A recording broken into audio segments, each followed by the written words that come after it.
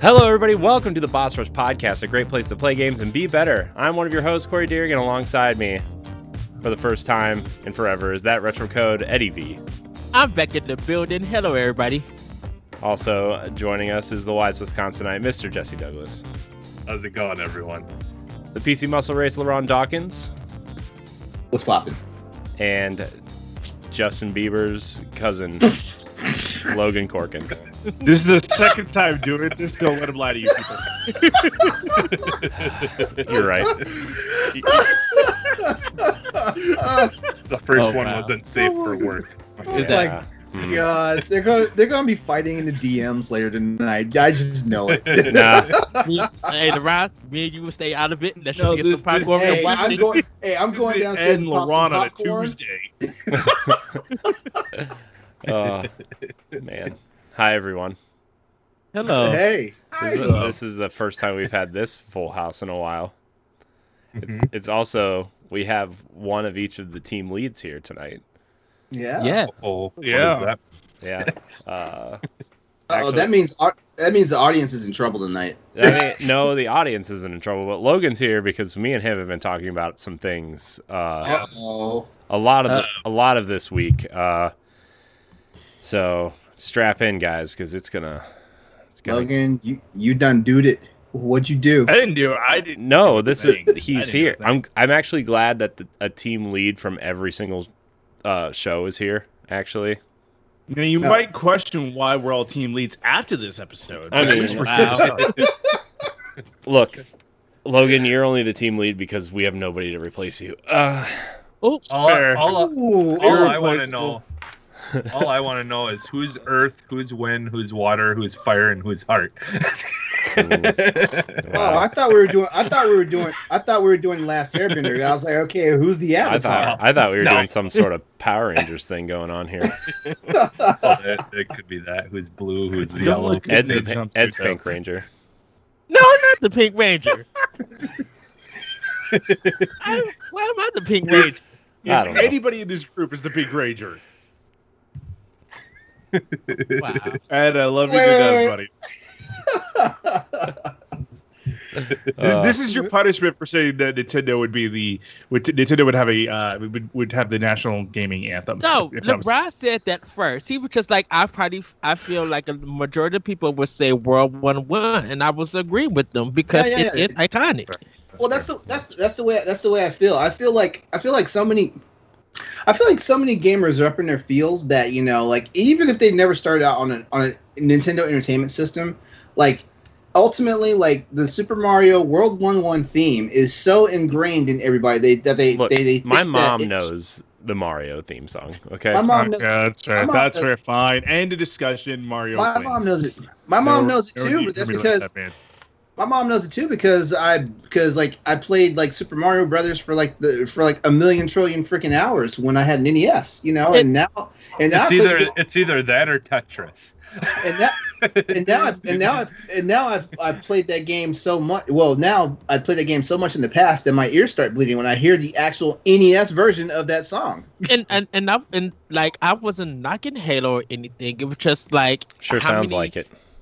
No, Yeah, because the thing about it did sound like it. 'cause- Did. Well, the thing about I think I was going about how many people actually know the Halo theme song, like, and how many covers have there been about the Halo theme songs? How many genres? You have- go into any room that has a good reverb in it, and you know the first thing you're doing Yeah. is going, oh. And in That's all fair. honesty, like a lot of alternative and and look- indie rock groups like covered that song. And Logan, I will say probably a lot of hardcore and adult players who know Halo would know it. I think a lot of 5 or 6 years old, they probably wouldn't know anything about Halo. So that's what I was thinking of. yeah. I think probably universal.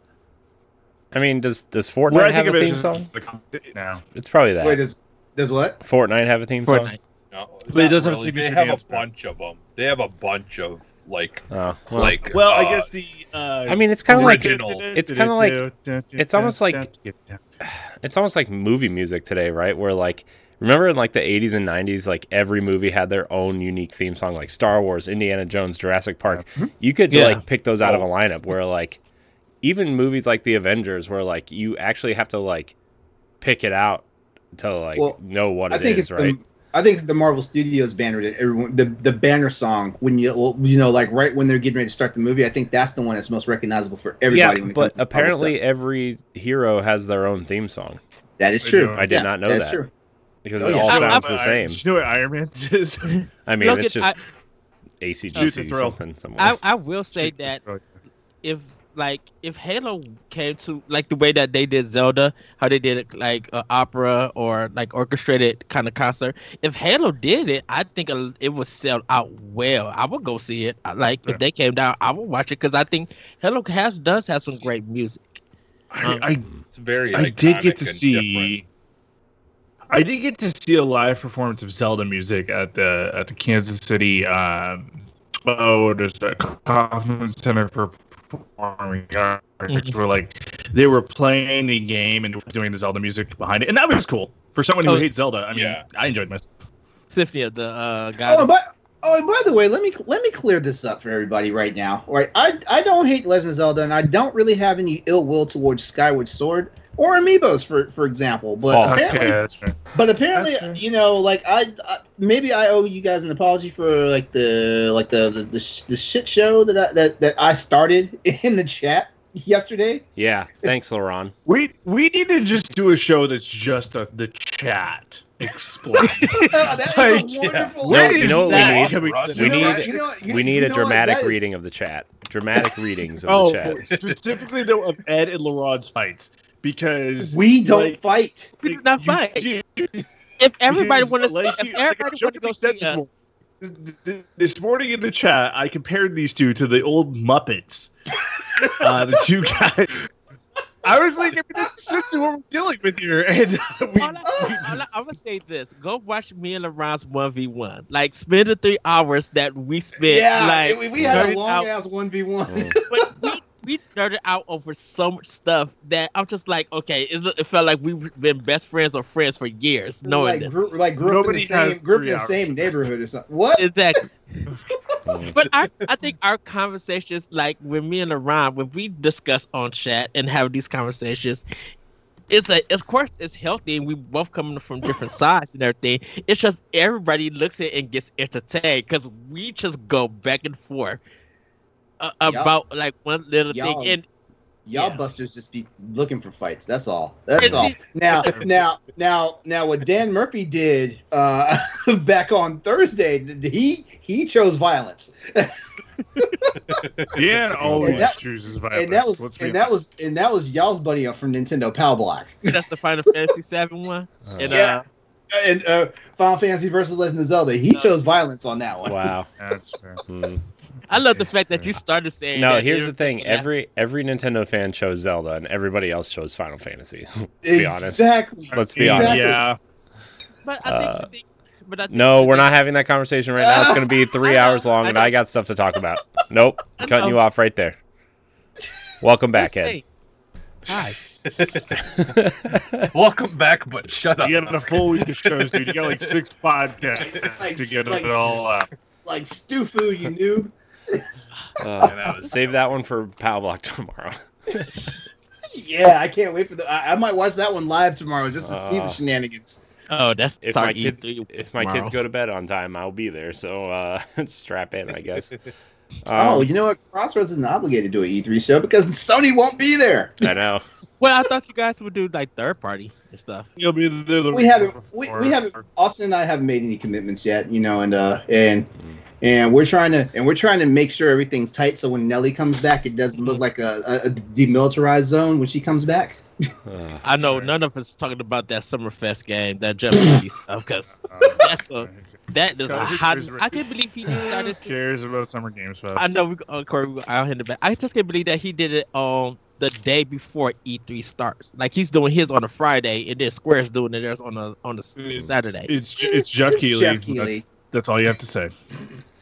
Okay, boss. I'm sorry. 10 minutes into the show, and we haven't even gotten to the major topic. So thanks. It's a Boss Rush podcast. Thanks. Man, I can just feel. Never mind. Okay, so before we get into the show, we're gonna hit on a little bit of a serious topic here. And it's good that we have the team leads here because I feel like we are the ones who kind of see. I mean, we're not the only ones that see it, but Nintendo, Ed, you lead the Nintendo team. LeRon play. Everybody here leads a different team. There's been a lot of discussion about the way communities have handled people in their, within their communities, right? Mods and admins and stuff, and not to name any names, but one of our really good friends, I know, Ed, you and me and this person, Logan, I know you enjoy this person's company. Jesse, LeRon, I don't know if you've had much interaction with this person, but no names. But this person was publicly shamed out of a community that because he made a joke or a mistake. I don't even know the whole story. And from what I've heard, it's not even that bad. It's something that we would do on the show all the time, right? So we're obviously not welcome in that community. But yeah, I mean, somebody asked him about representation within a promo video for their E3 coverage, which it happens.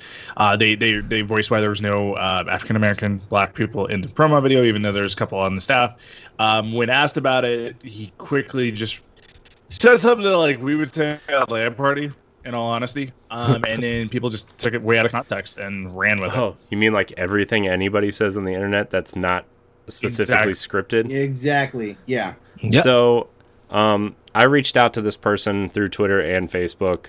Let this person know, I don't really know a lot about what happened, but this person's always welcome here. This person's always in our chat. He's appeared on our shows, as a guest. If you try hard, you can figure out who we're talking about. But communities, I feel like this woke, quote unquote, culture, this I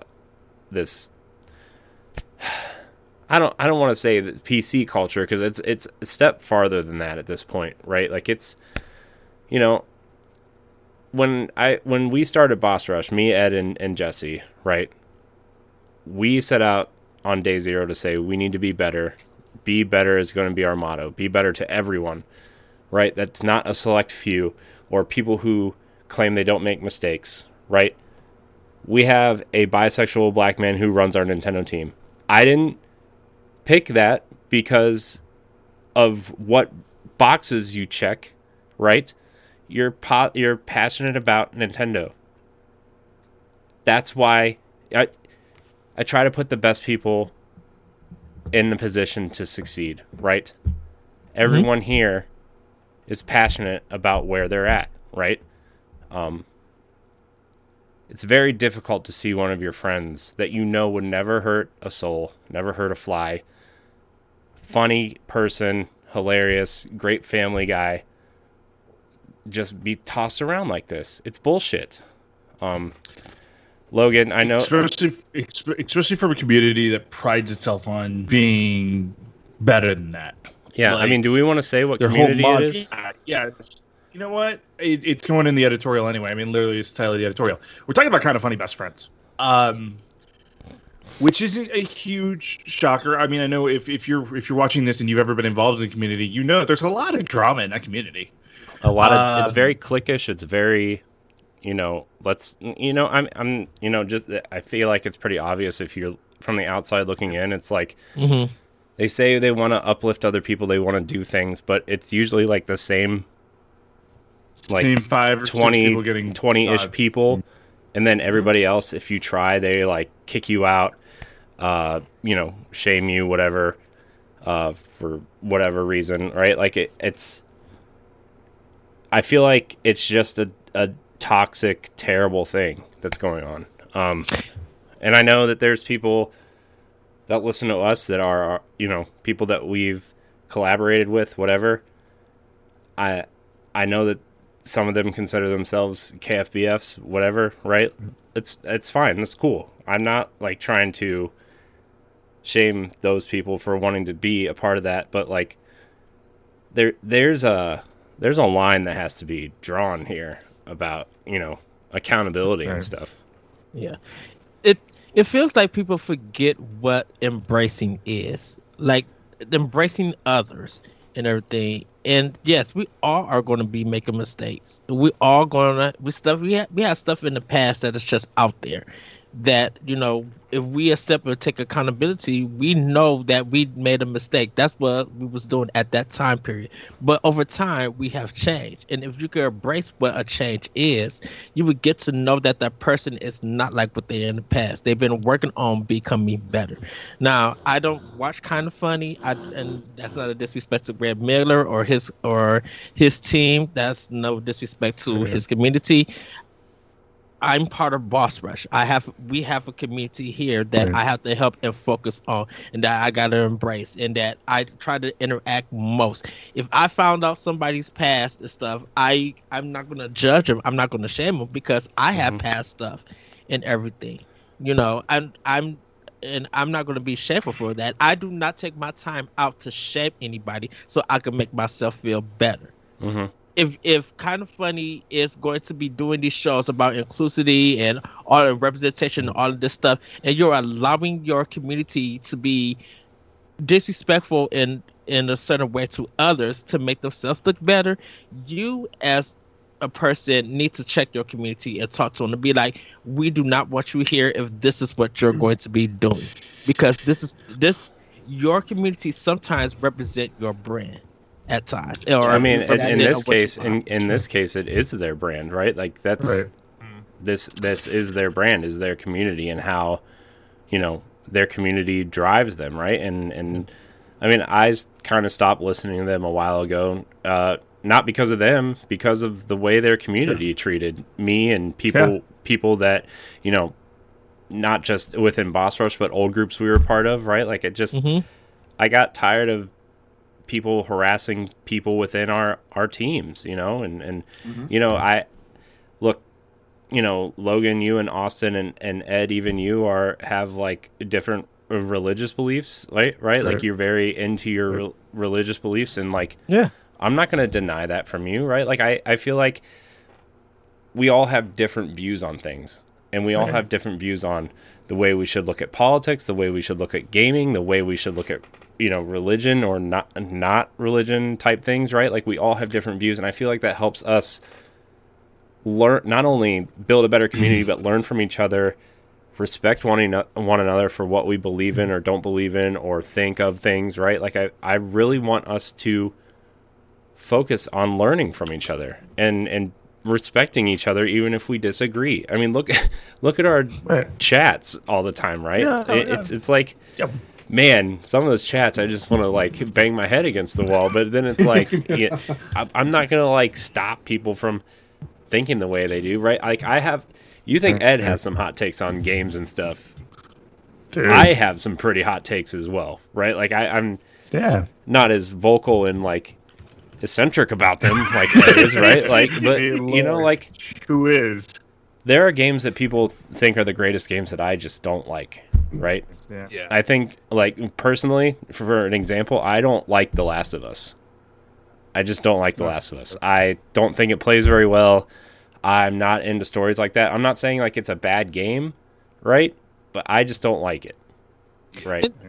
And that's just it. Like, I think too many times people don't realize that just because you're passionate about something, everyone has different interests. And every, like you said, everyone kind of may think about things differently. And like you said, like the key to all of that, though, to having a healthy relationship as friends, as it doesn't matter what relationship it is it's the understanding and not being aggressive and attacking right away. You've got to try to think, step back for a moment sometimes. And I get it. It's easy sometimes to just want to, like get defensive or especially when you're passionate about something. But you've sometimes you just got to step back for a moment and think about it with your mind and not your emotions. All right. Go ahead, LeRon. So Oh, Logan, I'm sorry. So, like, I prided myself on being a kind of funny best friend for like a really long time. I mean, I did too. That's why like I started doing content creation is because of, well, actually, probably because of Podcast Beyond, and then when they left to do their own stuff, right? Like I was like, oh man, I'm gonna try to do this. Finally. GameScoop is I credit GameScoop for being why I'm into gaming. Like a huge reason why. But like I was at Kind of Funny Live 3. I heard Greg's big speech about how, you know, if like when we say we're the best friends, this is what we mean. Like, you better come hug me if you ever see me in the street, and you better do all that. And I've been to RTX with them. I've been to the meet and greets and stuff like that. And it's been awesome. And I've always kind of felt like a Greta, like I always owed Kind of Funny something, because without them, I wouldn't know Austin. I wouldn't be doing what I'm doing right now, right? Like the whole group there. But I've also seen a lot of just the dumb stuff that goes on in the community. And I was talking to one of the more well-known admins this week. He hit me up because he noticed I unfollowed him. Because I was like, dude, I can't be a part of your community anymore. Like, it's that toxic where you guys talk about being best friends, but then you abandon someone just because they make a mistake. Like, I fail as a leader every single day. Like, Nick Legit is waiting on me to get him audio sketch graphics that I probably should have had to him this morning. Like, as a leader, I fail every single day. But we're constantly growing and we're constantly being better. And like, I'm learning from those mistakes, and I'm trying to make a better platform, but not just a platform, like be a better human being and try not to be as much of, a jerk as I've been in the past, or be as rude as I've been in the past. Like you have to constantly be kind of trying to push yourself. And so when you just abandon people after one mistake, I'm sorry, you're not a best friend. You were in it to promote yourself, and you can call yourself out on that. Like, admit that, hey, you were here for the wrong reasons, and that's okay. Just be honest about it. Yeah, and I mean, a lot of that, like a lot of our old group is, when it ended, like I felt that way, like, okay, maybe I was just in it for this and not this reason, right? Like I wrote a piece about it on Boss Rush. You can go look it up. It's under our editorials on our website. Like my lessons from failure. Like it's part of evolving. It is, and I feel like our mistakes are what make us better creators. It's what makes us better collaborators. It's what makes us, okay, well, I messed this up. Do I need to go do something? Do I need to change it up? Do I need to switch something? Do I need to, reach out to somebody to say, hey, look, guy, I messed up. What do I need to do to fix it? Like, how can we fix this, right? And I feel for people, right? And I feel like that's why certain people are drawn to other communities or are leaving certain communities to go join other ones because they're more accepting of a mistake or a different thought process or a different view on something. And I know at Boss Rush we try to check out other communities, and that's why we're inviting guests. That's why we're going on different podcasts and we're talking to their communities and stuff, because it's not about trying to get a feel for them. It's just like, I want to see how you guys interact, because maybe I could learn something and incorporate it in my community, and hopefully our communities meet up together and do what we all love to do, and that's have fun. Yeah, I would love to meet up with our communities somewhere like PAX or something to that nature, right? I would love to do that someday, which, hopefully when this pandemic is over, we will. Hey, just say BRE's coming to play at Comic-Con. Yeah, what Logan said. So, and Gaming Summit. So I just, it just really bothers me, because this person that was really publicly shamed and is one of the nicest, best. He's better than all of us. I would honestly throw that out there. Like, he's better than all of us here right now.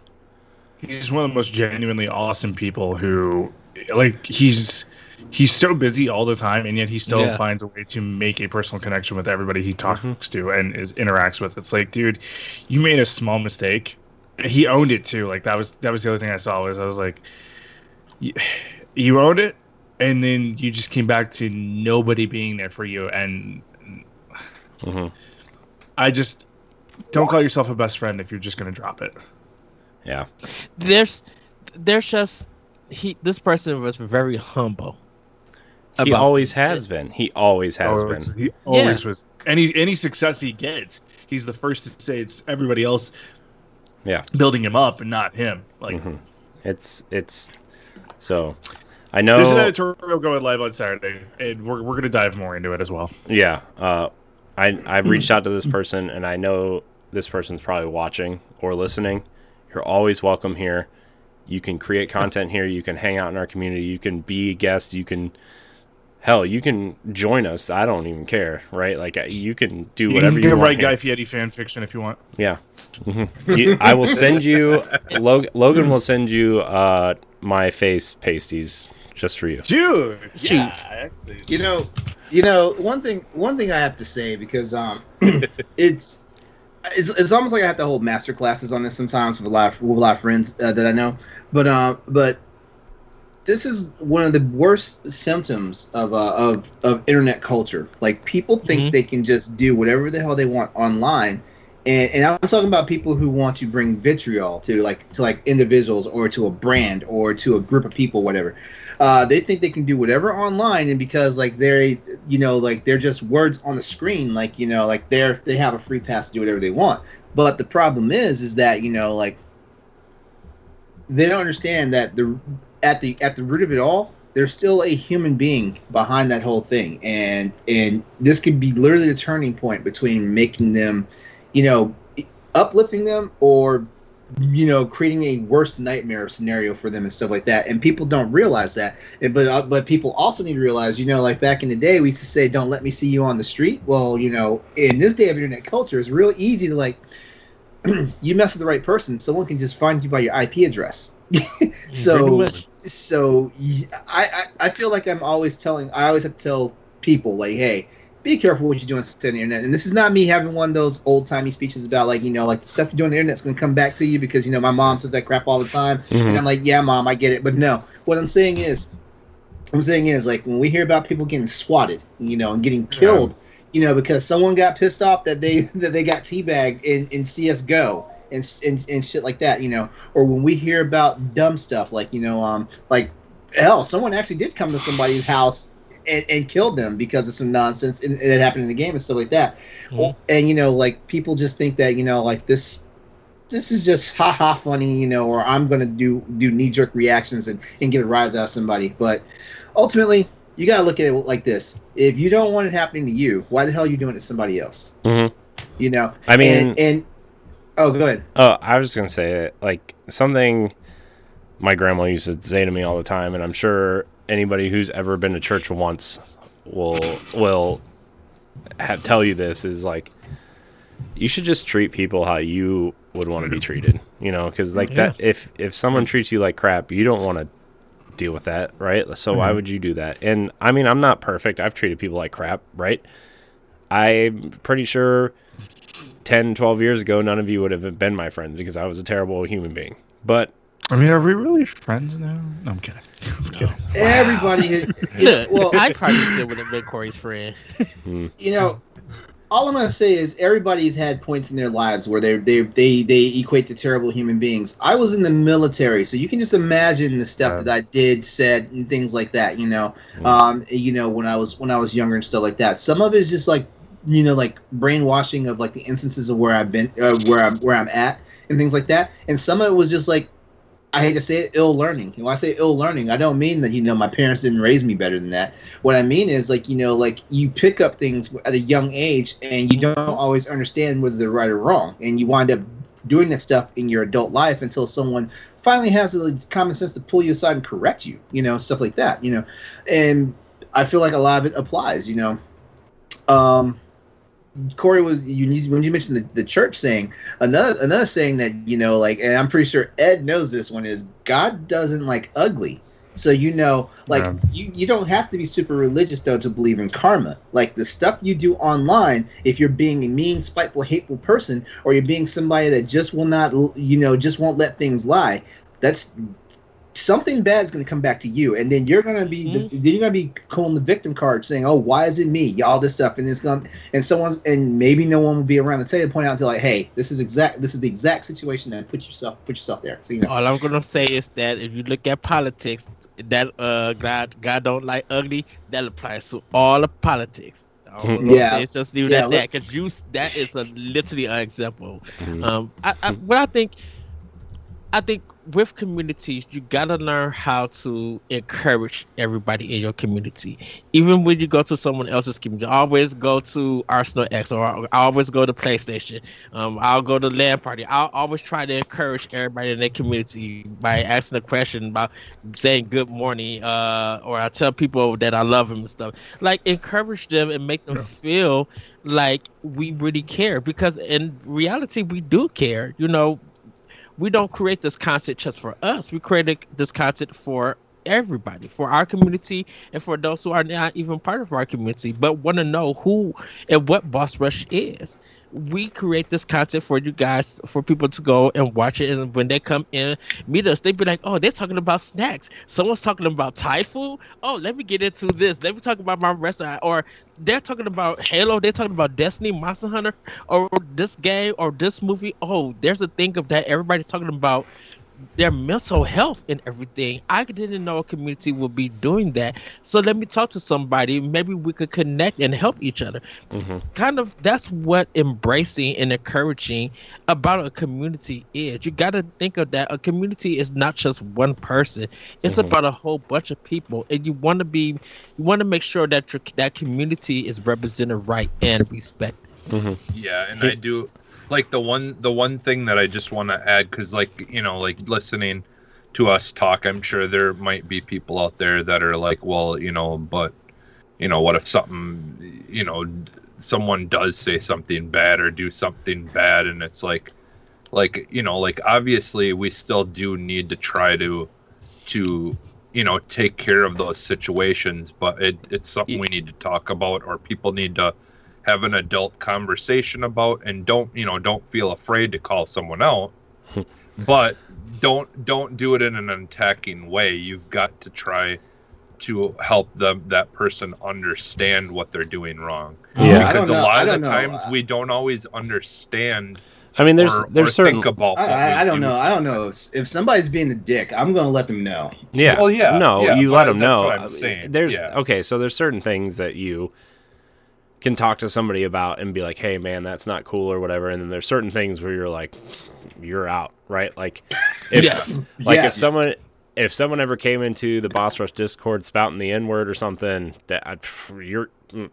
You got to go. You're out, right? Like I don't want any of that. But if someone's like arguing with someone's fighting with someone, and not letting up or whatever, you're like, hey guy, come on, let's just cool it, let's take whatever. Just it's there's a balancing act there. But the one thing I want to say before we move on, because I do want to talk about games and E3 and stuff, because it's 2.5 weeks away. If you are, I don't want anybody in our community to be afraid to make a mistake, right? Like, or anybody on Boss Rush or any of our shows. I want everybody to feel like they can speak their mind. I want everybody to feel like they don't need to hide what they need to say because they're afraid of what somebody else is going to think, right? That goes for our community, that goes for our hosts, that goes for our writing staff, that goes for our other teammates, right? If you have something you want to say, just say it, right? We just got to be constructive about it, right? Like, Ed, we've had these conversations for 5 years, right? What was your favorite word when we first started, Ed? Garbage. Yeah. Yes. But I used to do it fancy as garbage. I know. But I mean, look how much better you've got. Okay, low key judging right now, Ed. But now it's questionable content. So, wait, how'd you wind up getting censored to say the word garbage? That's a conversation for off the show. But I just want everybody to know that if you want to speak your mind, if you want to talk about something, if you believe in something, if you want to just speak your mind, don't be afraid to do it here. Everybody's welcome here. If you're going to be an asshole or a dick, right, we're going to talk to you. And if you do it more than once, you're out, right? Get ready to be punched in the face. Yeah, but I just want everybody to know that we're not going to judge you based off one or two mistakes, right? Like, this is an open community. We are here to have fun. Video games are an escape, right? Entertainment is an escape. Movies are an escape. TV shows are an escape, right? There's too many real world shit going on out there that we don't need that going on in here. So, yeah, that's unless anybody else has anything to say. Actually, no, wait. I wanted to end on this. Does anybody else have anything else to say? Just be better to yourself. I mean, like we talk a lot about mental health over on the BRU side, and just make sure you take care of yourself. You're gonna see, like, I mean, and you've already seen it though. Is like we're trying to be a little bit more open and honest about that. So if you ever feel like you just need an escape, like that's why I make content myself. And I think that's why a lot of us do it. It's just to be an escape, make you laugh, forget about your problems for a little bit, and just have fun with people who genuinely like each other. Yeah. Wake up with positivity. Just encourage somebody. It's hard to do that. Wake up like the new day and just go, oh. Well, honestly, like I was gonna say this, like because obviously everyone is dealing with their own shit in life and has things that like sometimes when you get up makes it hard to want to be awake, to be honest.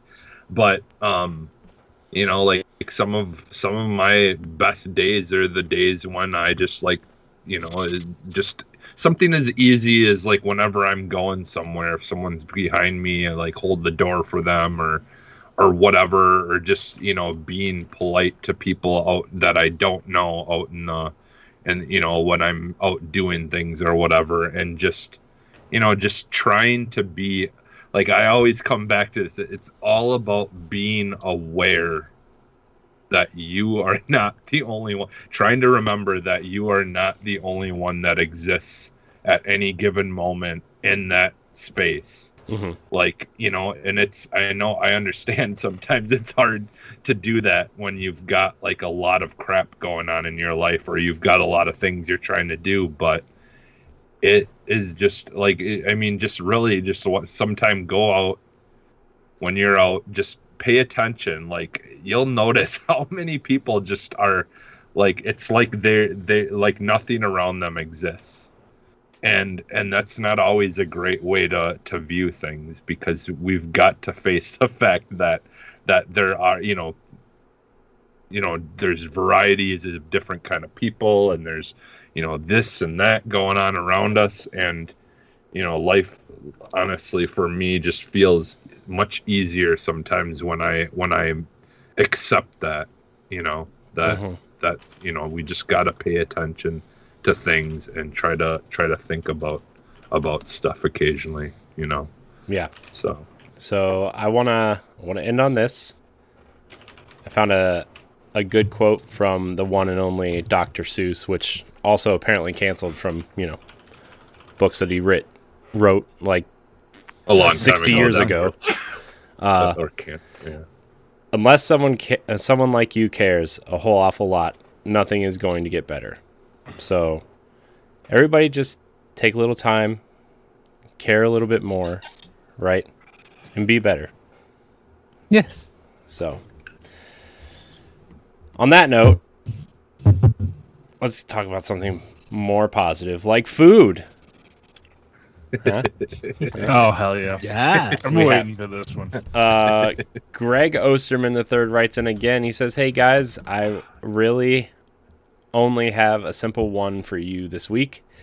What is your favorite ethnicity of food? Mexican, Chinese, the Southern? What do you like about it?" Logan, you said you were waiting for this one. Why don't you go first? So, okay, yes, I love Kansas City, and Kansas City barbecue is its own classification, but I'm also originally from Chicago. So, like, the Chicago in me loves some good Italian beef. I love making homemade pasta, even when I put weird stuff in it, like Doritos. Yeah, Italian. Anything Italian. Like, that is comfort food to me. Like, I don't want like the chicken and dumplings or anything like that. Like, I always just want pasta. Pasta's the best thing ever. Chicken Alfredo is the comfort food for me. Yeah, a good chicken Alfredo. Oh, a good hot Italian beef sandwich will always be king. Yeah, we have a place here that it's a pizza place, and they like serve mostly Italian foods, as well. and their hot beef sandwich is really good. Every once in a while, we would get it when we worked third shift at the Y, because it was like one of the only places still open like late at night in the area, and so we would get that every once in a while. It's good. I haven't had it in a long time. That was awesome. Ed? So for me, of course, it's Chinese food. Because I'm into and even Japanese food. I'm into that culture ever since I've been a kid. You know, watching anime, reading manga and stuff like that. And you know, when my mom taking me to the bomb Chinese place that we used to have around in the house, I just grew up eating that food a lot. And of course, I had the southern stuff, the chicken, the grits, the pancakes. You know, I had all of that, and as much as I love it, trust me, I would get super black when I taste southern food, and I love that. It's always been Asian food that I love, like with Chinese. I always talk about fried rice. I always talking about noodles. I always talk about sushi and shrimp and all of that stuff, rolls and everything. So that's kind of my favorite with me. I love good sushi. Yeah. Good sushi, yeah. Mostly anybody that lives in the Ohio or Pennsylvania area that knows Giant Eagle, the grocery store. $5 sushi Sundays. You go in there, get some spicy California, get some spicy shrimp. Oh, that sounds like a good time right there. It is, until you poop, and then it's just, you're like, why did I do this to myself? But yeah, For me, it's so close, because I absolutely do love Chinese food, and all kinds of Asian food. Honestly, we've got a couple of different kinds of style of stuff around here, and I've actually, this may be a surprise, I've yet to have authentic Indian food yet. We have some places by me, but I just haven't gotten a chance to go, because I know most of my family probably wouldn't care for it, and so it's kind of got to be one of those things where I go and do it by myself. They're missing out. But Asian food, I love a good real ramen from an actual restaurant, and all that kind of stuff. But then there's still in the back of my mind though that, oh man, if I had to choose one style of food, I think I would have to go with Mexican. Mexican food, Mexican food and Chinese food are so close for me. Because I love even because I'm thinking about it, if I didn't have Chinese food, one of my favorite things is having the rice, but Mexican rice done right is still really good. Jesse it's already fried rice, but it's just Jesse got that already little know that I'm ready to come up to Appleton to try the fried rice. He showed me a picture, and I'm just not fried rice, the Mexican rice. You showed me, I was just like, I will be up there the next 3 hours. I want to try it. Yeah, we've got a few good Mexican restaurants here that do some really good food. We've also got one of the best Italian places that's super fancy, and it's but they give you a lot of food. But anyways, the way you said Italian was super fancy. Yeah. Italian. Italian. I like me one of them good Italian dishes. Do you ever love it when you go to a small town and they always have that one Indian place? They're they have a huge spice meter. It goes up 10. I take a 2. That's about the hottest I can take. Yeah, I've heard that that spicy meter is oh my god. If you're white, you should just stay in the low. Just stay at 1, 2. Yeah. Okay, you have to look at the Wingstop. Where do you go with the Wingstop? Do you try that original, or do you take the lighter step there?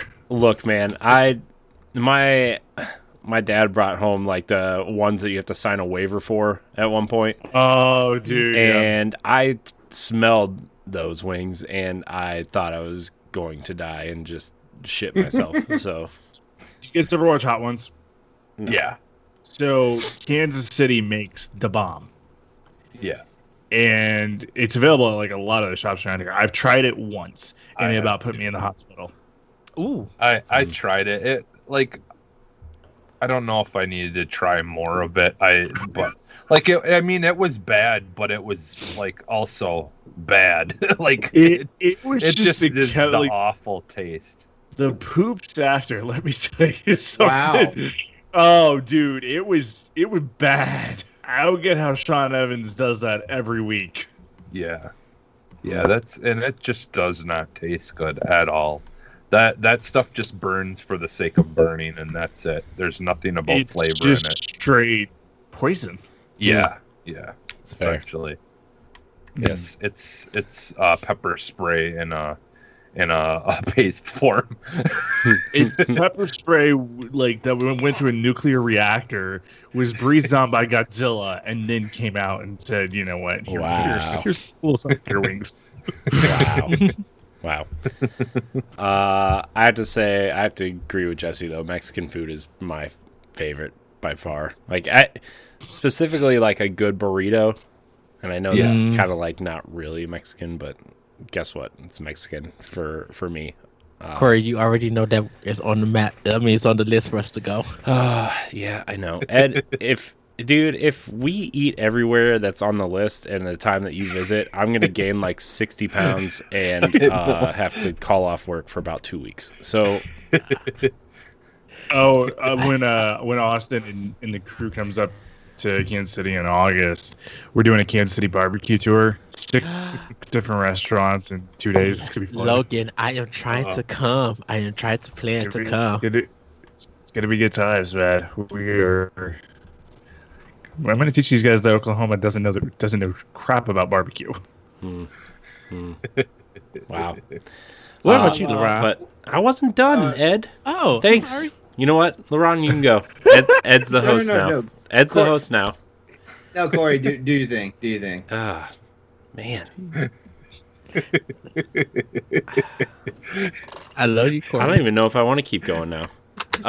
No, Mexican food is my favorite. I enjoy tacos. I enjoy good enchilada. I enjoy. I just made it brave enough to. There's a place down the street called Casa del Rio, and I just made it to their habanero jalapeno salsa on my burrito. Mm-hmm. And let me tell you guys, it was amazing, but it was also really hot. Yeah. Especially because they have an option for grilled jalapenos in your burrito also, and so I did that too. And no sour cream either. Really, just my throat hurt for like 3 days after that. Oh no! It was good though. It was worth it. Worth it. The sacrifice. It also didn't help that I had, I did 9 podcasts in 8 days. So. Or 8 podcasts in 9 days. I don't remember. One of those. Anyways. LeRon, you can go now. I'm done now. Is it okay if LeRon goes now, Ed? I want to ask your permission first. I'm torn because I literally bounce back and forth between Italian and Asian food. If I honestly had to, if it was one of those deserted island like things and you can only pick one type of food for the rest of your life, it's probably going to be Asian food. Because I mean I can eat my own body weight in egg rolls and spring rolls alone, and like pot stickers, dumplings, all that stuff. Like basically, go to a good dim sum restaurant. Like there's restaurants out here in Hampton Roads, like they do dim sum for freaking brunch on Sundays, and it's like, oh my god, like I'm gonna eat. I'm going to eat, and I'm going to pray that I can drive the car back home and not go into a food coma while the vehicle's moving, stuff like that. But yeah, like I feel like Asian. It gives you the itis. Yeah, well, I mean, you eat enough of anything, in one sitting, you're gonna get the itis. But I mean, like, and like, I don't really discriminate on any nationality of Asian food. It can be Vietnamese, it can be Thai, it can be Korean, it can be Japanese, it can be, it does not matter. I don't discriminate. Like, there's always something good. And there's variety. Like, I do love Mexican food, but I feel like sometimes, like, like it with a lot of Mexican food sometimes though, like it's hard to like distinguish like the flavors from one or another. It seems like their flavors are so transferable from dish to dish that it feels like you're technically eating the same thing, but it's just in a different format or a different look and stuff like that. Like I will destroy nachos. But like nachos still technically have like the same identity as like most of the Mexican food and stuff like that. And and hopefully I'm not pissing anybody off that loves Mexican food, because I do love Mexican food. Like, you throw Mexican food in front of me, I'm gonna throw it down. But but if we're talking about like go to like really want it, it's gonna be Asian food every time. As a matter of fact, now, like, just talking about spring rolls and stuff, every place I know is closed right now. So, wait, no, I have two roommates who are Vietnamese, and one of their moms sent home like egg rolls are already wrapped and ready to go. All we have to do is drop them in the oil. Like, they might get cooked tonight. In other words, they're gonna be cooked tonight. Yeah, LeRon's like, peace. I'm leaving the show early. I gotta ask you guys, for your egg rolls, what sauce do you guys do? Like sweet and sour, orange sauce? For me, if it's a really, really good like egg roll, like depending on what it is, a lot of times I don't do any. I like it just straight up. Maybe sometimes I will use teriyaki sauce, just as a little additive. But I honestly I prefer them. Like, I'm like that with a lot of things. Like, even oddly enough, like, there's times where, like, when I make pancakes, like we had pancakes for breakfast today, and when I make pancakes, a lot of times I don't even put syrup on them. But see, no, like, when I make pancakes though, like I season them. I season the batter like with cinnamon sugar or like brown sugar, and you should. I put stuff, and then I'll put fruit. I'll cut up like fruit, like apples or strawberries or blueberries, and I'll put that stuff in my pancakes instead. And then I don't put syrup on it, because I'm going to Jesse's house for breakfast the next time. Jeez. Or bananas. Bananas. Sounds like I he's like making the perfect pancake. I know. Banana pancakes. How about some chocolate chip pancakes, and I'm there. Yeah, I've done that. I have made this morning for breakfast. I'm a big chocolate guy. That. You know when I make chocolate chip pancakes, usually they're not chocolate chips. It's around Halloween, because I take some of the kids' little chocolate Hershey bars and stuff, or Snickers, and I cut those up into little pieces and sprinkle it in the pancake. Snickers in it. It's really good. Smart. Yeah, because we'll just do stuff like that, and they'll be like, okay, you could, like, technically this is a meal. Smart. Egg roll sauce is, man. If it's like a southwestern egg roll, it's usually some sort of spicy avocado ranch style sauce or something. But if it's like a pork spring roll from like an Asian restaurant or something, it's like, I don't know what it's called. It kind of has like a wasabi taste to it, but it's like really watered down. I don't know. Does anybody know what that's called? Am I just making that up? Well, and I know, like, I wonder if it's something similar to, like, when you have sushi, you put a little wasabi in the Yeah, but this is like a dip. It comes in a cup, and it's okay. a dip, and it's like it's almost like a dressing style consistency, but it's okay. Okay. All right, so here it goes. If you guys want like an ultimate to dip, like whether it's like a spring roll or the fried egg rolls, if you want an ultimate thing to dip it in, what you want to do is get get Vietnamese like fish sauce, but you want the sweet stuff, because basically, if anyone, I'm not gonna tell people the details of what fish sauce is, but fish sauce, like it's a concoction. Look it up online. Do your thing. But you mix some up with Sounds with a little sexual. Until you look it up online, and then. I feel like if I looked up fish sauce online, something weird would go wrong. Yeah, but yeah, you want to mix up a little bit of fish sauce with a little bit of water, some sugar, and if you want to give a little bit of heat, like throw a. When I say a smidge of red pepper flakes, I'm not kidding you. Do not go whole hog on the red pepper flakes, but like sugar, just to get that mixed up and everything in there. You have the ultimate dipping sauce. Like it's on the watery side, but it is one of the best things to dip freaking egg rolls in. It doesn't matter what nationality egg rolls it is. It doesn't matter if it's Viet, Thai, or Japanese or Chinese egg rolls. It does not matter. I know for me, I do. Sometimes depending on where I go, they'll put like orange sauce or sweet and sour. So I mostly do like sweet and sour. That's what I normally get when they put the packs in it. I don't actually dip my egg rolls. I normally just put the sauce all on top of it and then just eat it that way and stuff. What about you, Logan? Sorry, I'm trying to think if there's a way that I can turn an egg roll into a dish for cooking for gamers. Just throw some Jelly Bellies and some ketchup in there or something. No. Oh my lord. I don't know. Weren't you making pickles and Kool-Aid or something? No. I did do that. That was really good. That was what Katie made me do. He would take a manwich, Sloppy Joe, and make that into like to a egg roll.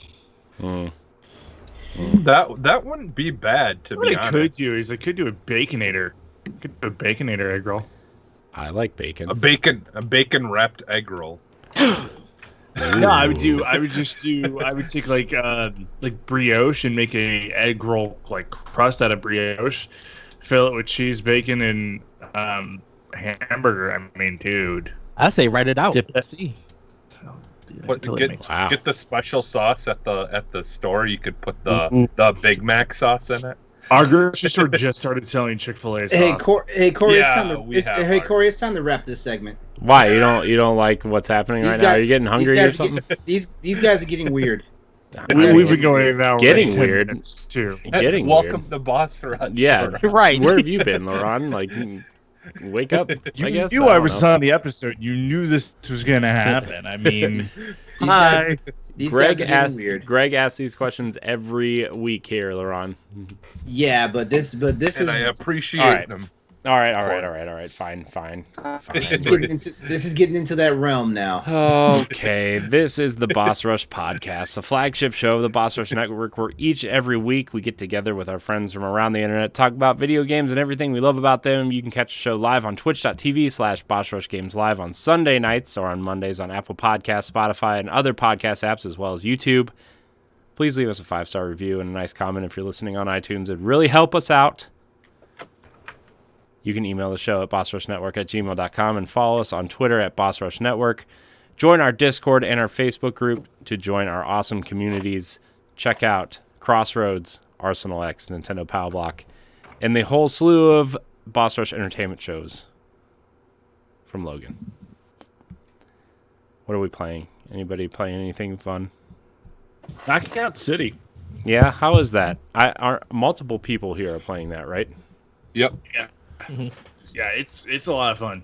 I'm thoroughly impressed with how much fun I'm having in it. But sadly, like somebody sent this out in a tweet this week, and I completely agree with it. It's like, Knockout City's awesome, but nobody's going to be talking about it come September, and that's 100% fact. It's great for like right now, where it's like, okay, I'm finishing up MLB The Show. It's whatever. I'm playing the backlog. There's nothing like pressing until Ratchet and Clank comes out, so it's like, yeah, it's fun for right now. I probably won't keep it on my Xbox very long.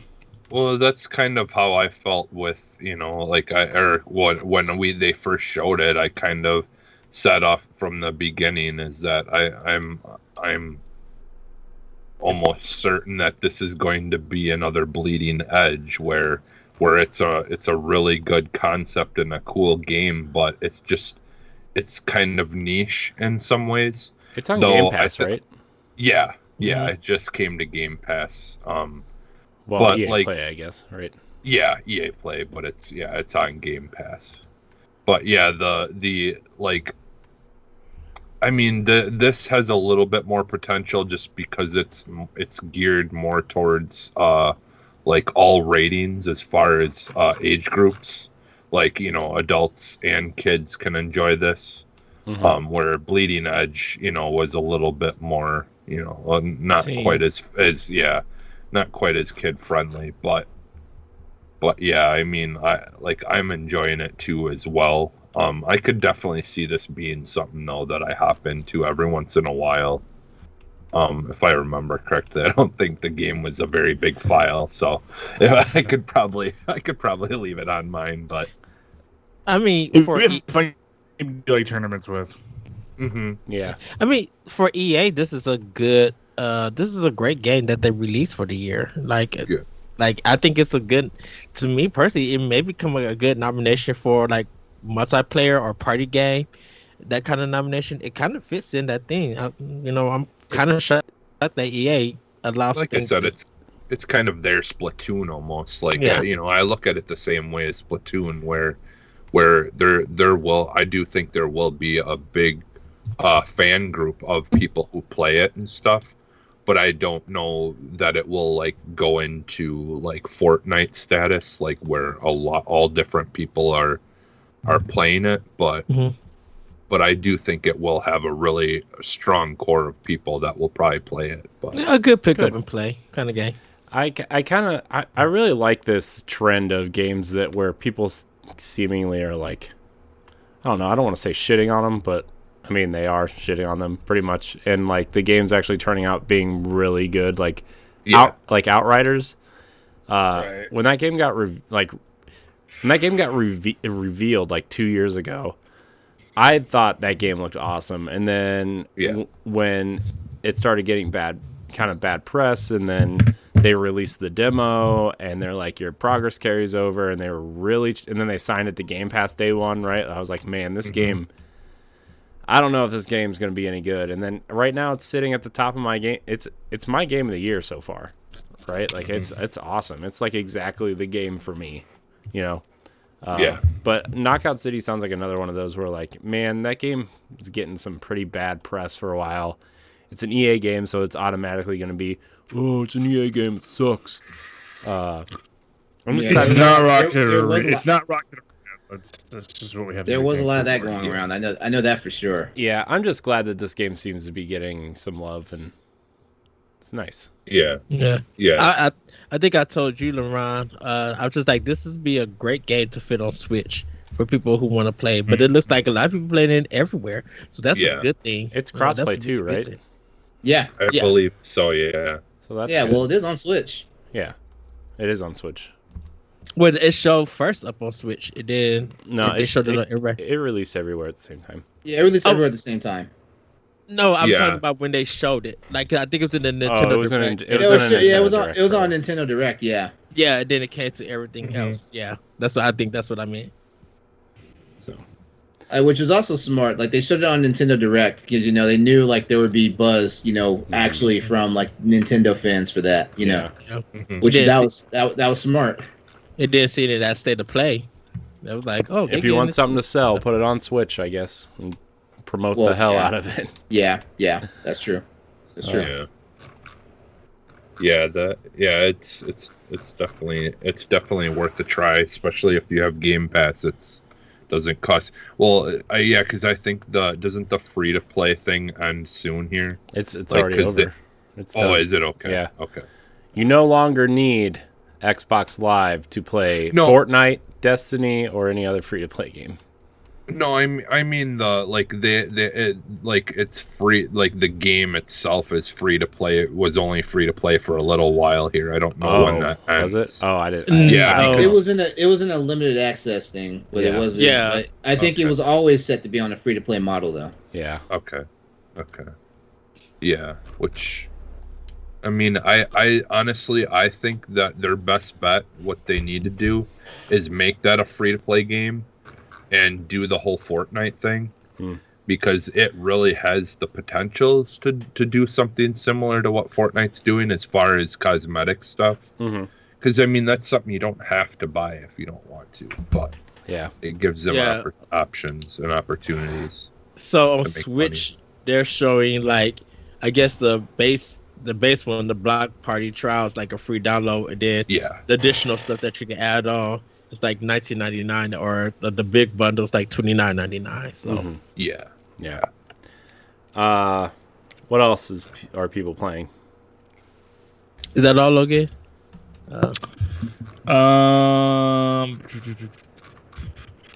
He's too busy. He's too busy listening to High School Musical, the series, the music soundtrack.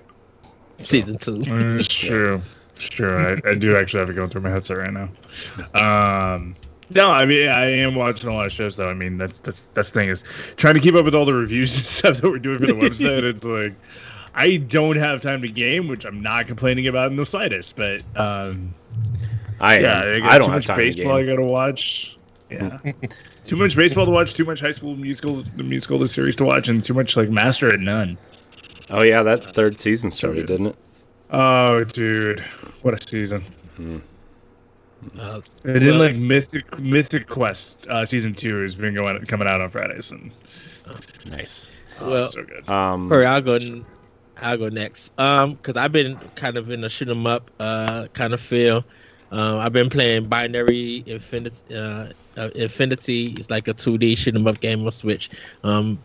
Practicing my Super C run, trying to do a no death run with that. Been playing a little bit of Blaze of Chrome. But the two main games that I've been playing is Famicom Detective Club.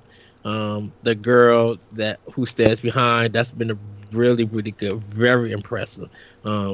It's a visual novel detective game that was only released in Japan, and then it came to America. Really good game, like great voice acting, even though it's in Japanese. And yeah, I'm really enjoying that. I got the bundle, so I got the second game. So I'm just waiting to get through the first game. Last but not least, because I haven't turned on my PlayStation due to the fact that I got the Mass Effect Legendary Edition on Xbox One. And I was telling Jesse, and LeRon knows, the Mako still controls bad. It's not bad as the original game. Go ahead, LeRon. I warned everybody. I was like, don't get your hopes up about the Mako. I warned everybody. But I think that was the one thing that I definitely wanted to see on how that was going to control, if they was going to fix it. And I was telling Jesse, I was just like, I tried to just press the directional button up, and it started going left and right, singing how dry I am. I'm like, this is Grand Theft Auto 4 mechanics of driving. This is bad. I mean, it's not sufferable like the original one, but I'm just like, this could have been worked on. Here's my thing about it. Like, they would have wound up spending too much time trying to fix everything else. The Mako was flawed from day one, back when Mass Effect came out in 2007. So I mean, they would have spent entirely way too much time trying to fix the Mako, and that really would have screwed their production schedule up from the Mass Effect Legendary Edition. And here's the thing about it: like the Mako is only there for one damn game. Yeah, it is. It was just weird that I was just like, I'm pressing up. Why is it going left and right? Like, it shouldn't have to use the control. You got inverted controls on? No, I literally just press up to go forward. And I think you're holding your controller wrong. No, I literally press up and it goes left and right. It takes a while before it's like really standing still, because I'm not pressing nothing else besides going up for it to move. So I don't know why it's moving on its own to go sideways and stuff. Like, I should be able, if I'm pressing up, I should be able just to go straight up. Maybe your controller's broke? No, mine's a brand new controller for Xbox. If anybody in the chat right now, if you're also having that same problem with the Mako, let us know. Sound off in the chat. Speaking of new Xbox controllers, by the way, I did get this yellow beauty. Oh, when did it come in? Oh, nice. Oh, that's hot. Yeah, it's Did on. it just come in? I moved my trusty blue to my Series S in the office, and I moved this slick lime yellow green color one to the Series X in the living room. So. Also, last but not least, I am still doing Metroid for the NES. Still playing that and enjoying it. Oh, I didn't know you were. I didn't know you were playing it. What? Wait. What? Why are you playing it when Zero Mission exists? I never beat the original Metroid. Have you met Ed? Okay, fair question. All right, who's next? It's like in How I Met Your Mother, which is on Q List right now. You should go check it out right now. Have you met Ed? No, not for another week. Yeah. Well, I'm saying it's coming up. It's gonna be awesome. I'm saying it's coming up. It's gonna be awesome, dude. Yeah, LeRon, we're gonna start our queue list for Agents of S.H.I.E.L.D. Oh God. Yeah, dude, that's a whole other debate. Like when we're doing the MCU.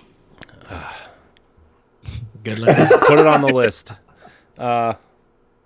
Anyways. Ed? What was your other thing? You're trying to say another thing? Oh no, I was just like I just never got a chance to beat the original Metroid, so that's why I decided to play it and everything. Because I've beaten Zero Mission and I love it, and I wish they would come to Switch. That in Fusion. And Fusion, yeah, I would love for that to come as a combo pack to Switch. Pretty much anything on the NES that I've never beaten, I've just given up on. I'm like, you know what? Yeah, I'm not going back to it. That ship's I'm not going back to it. Although Metroid is one of the games I've beaten, so yeah. I don't have to go back to that one. I already beat that one. I forget who I want to say it was one of you or someone that's on our shows talked about something similar to this, but I one time I was hanging out, with my sister and her fiance, and her fiance showed me this big piece of paper, and it was the whole entire map of the first Metroid game. Hey, and his struggle was real back then. Yeah, it was actually his grandma that had passed away, but it was his grandma's, and so he got to keep that, but his grandma, like, she literally, while she was playing it, she would draw each part and connect the whole map until she had the whole entire map all drawn out, so she could have her own visual map that you could put up on the wall and look at while you're playing to know where you're going. That's awesome. So that it was so cool. But yeah, that's awesome. I guess I'll go next real quick. I've really only been playing Destiny, Season of the Splicer. That's literally all I've been playing the last 2 weeks because, judging by the way Josh and Joe have talked about Vault of Glass this weekend, I'm like, oh shit, that's gonna not be fun.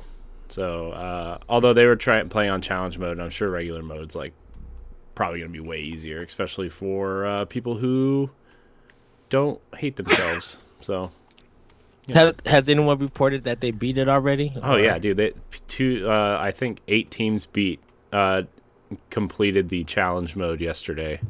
Oh, so yay, new things for us to grind for, because every time somebody beats a raid, as soon as the raid is completed, it unlocks a whole new set of missions and weapons and stuff. Mm-hmm. So that's awesome. But I'm trying to grind my light level right now because I'm high enough. I'm not ready. I gotta masterwork that gear, I gotta put some mods on my chest piece, that kind of thing. So the grind is real. Anyways, that's all I've been playing. Who's left? Jesse and Logan. I know you're on a time limit, Logan. Yeah, I got about 3 or 4 more minutes. Okay. Oh, then go right now then. Oh no, I already went. He already went, dude. Awesome. Way to pay attention, man. Yeah, he did. Yeah. Ed started talking about his Christmas list of games, so you know how that goes. What? It's fair. I missed Ed's laundry list of games that he's been playing. So, exactly. To be fair, he only listed about 3 games today. So, yeah, Ed, but you've learned after about 6 years. Good job. No, because I'll have a long laundry list in a couple of weeks because there's a ton of games that's about to drop that I'm going to be talking about. Oh goodness! All right, Ed, reclaiming my time. No, all right, because I'm super quick here. This time. No, Jesse already know what game that we're getting this week. That's all.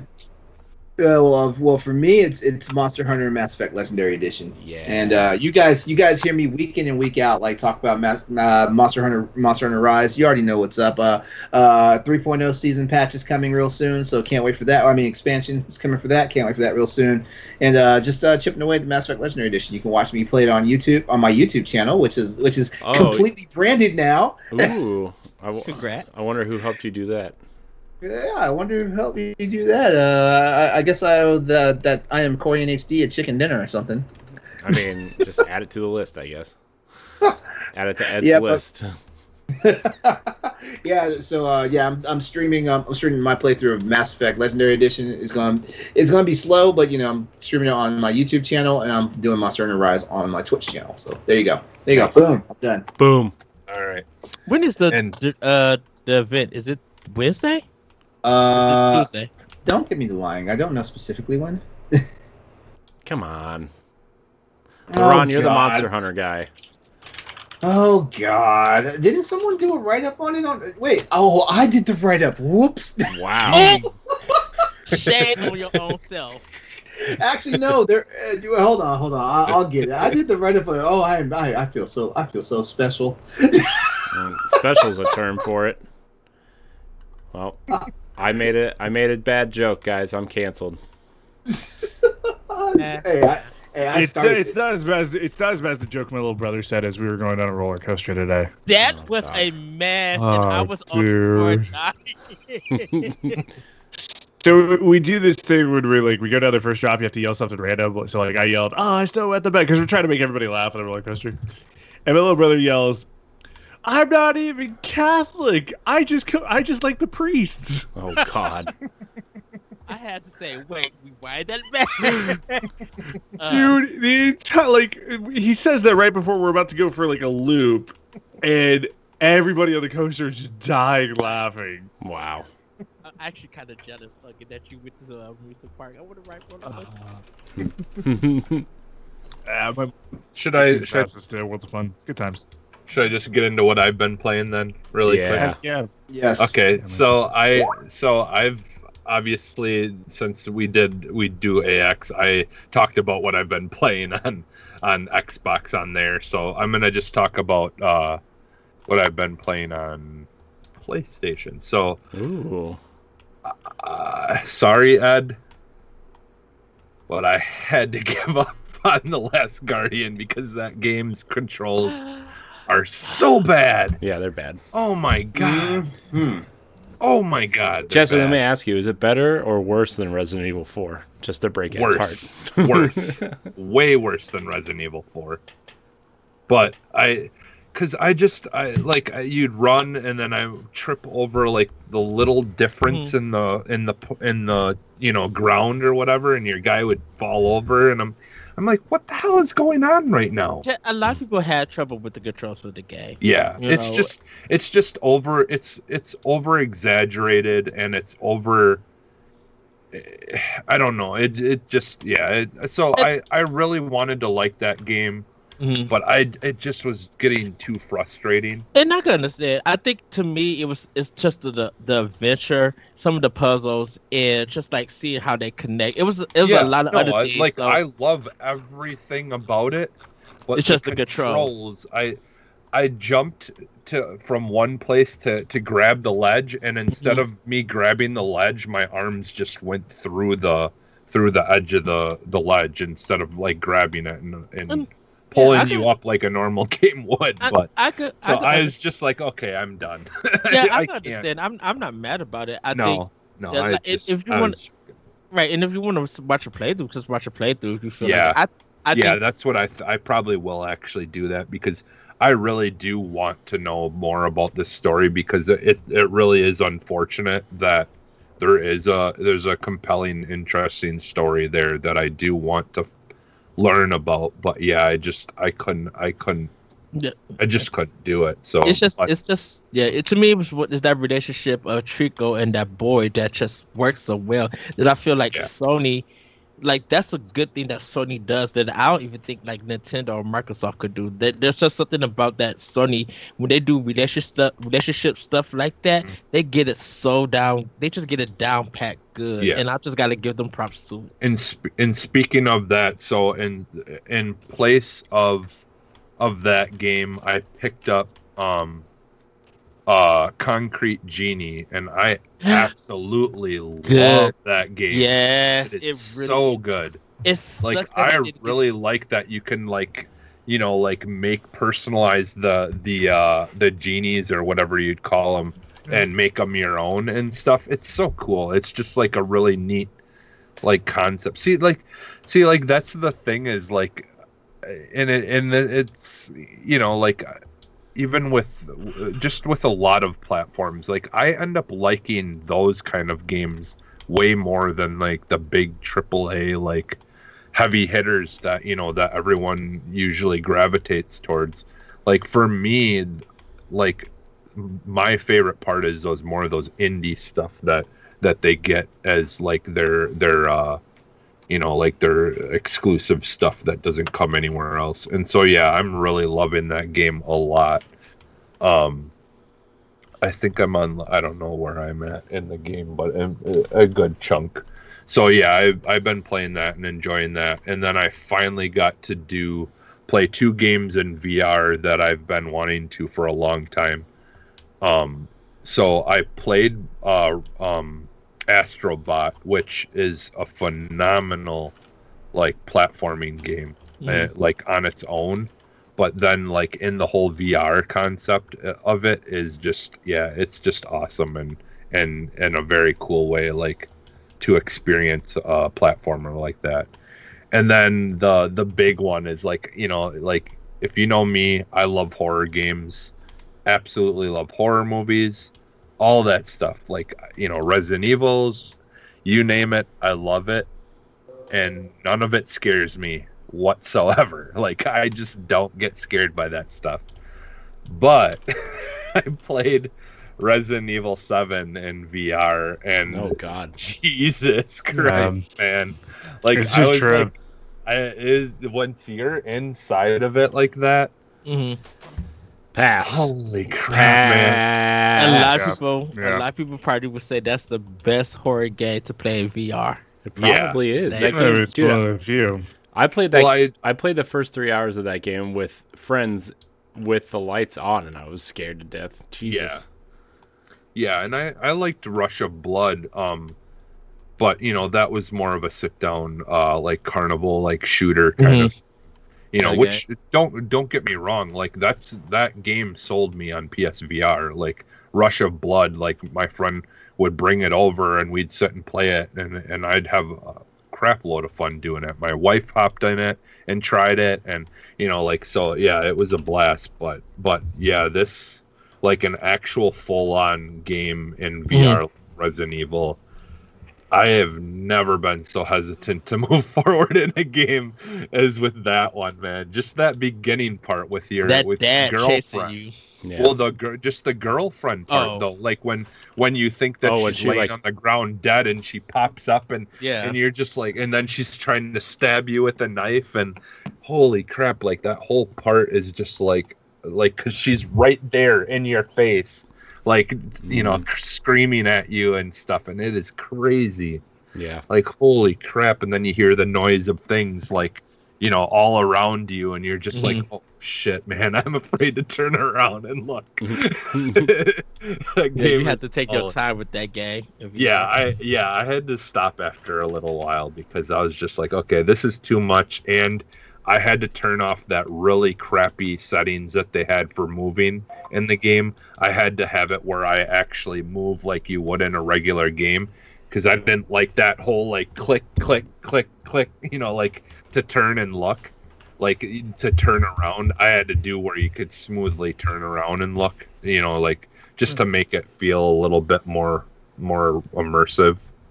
But yeah, so and I've gotten motion sickness in some of the games before, but I didn't let it get to that point. I played about a half an hour or so, and then I was good.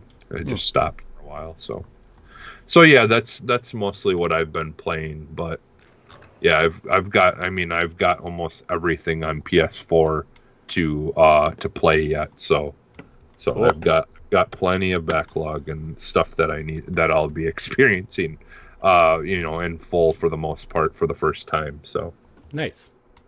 Cool. Well, Logan, I know you have to bounce. Get out of here. You want to plug anything before you get out of here? Yeah, I mean, Q-List Season 3 starts a week from tomorrow. Josh Finn joining me for it. Technically, Godzilla vs. Kong's already released, but if you haven't checked it out, check that out. And Q-List has Twitter now, too, so check out Q-List, BRN, so where you can find that. And then new episode of Land Party on Wednesday. And we got a really cool guest coming up in 2 weeks. Corey Shane's coming back, and we're ranking VeggieTale movies. It'll be good times. Wow. So yeah. I was listening to your episode. Are you talking football the other day? That was a fun. Oh yeah, Trash Talk's coming back a week from Friday. Yeah. Season 3. Oh, dude, can't wait.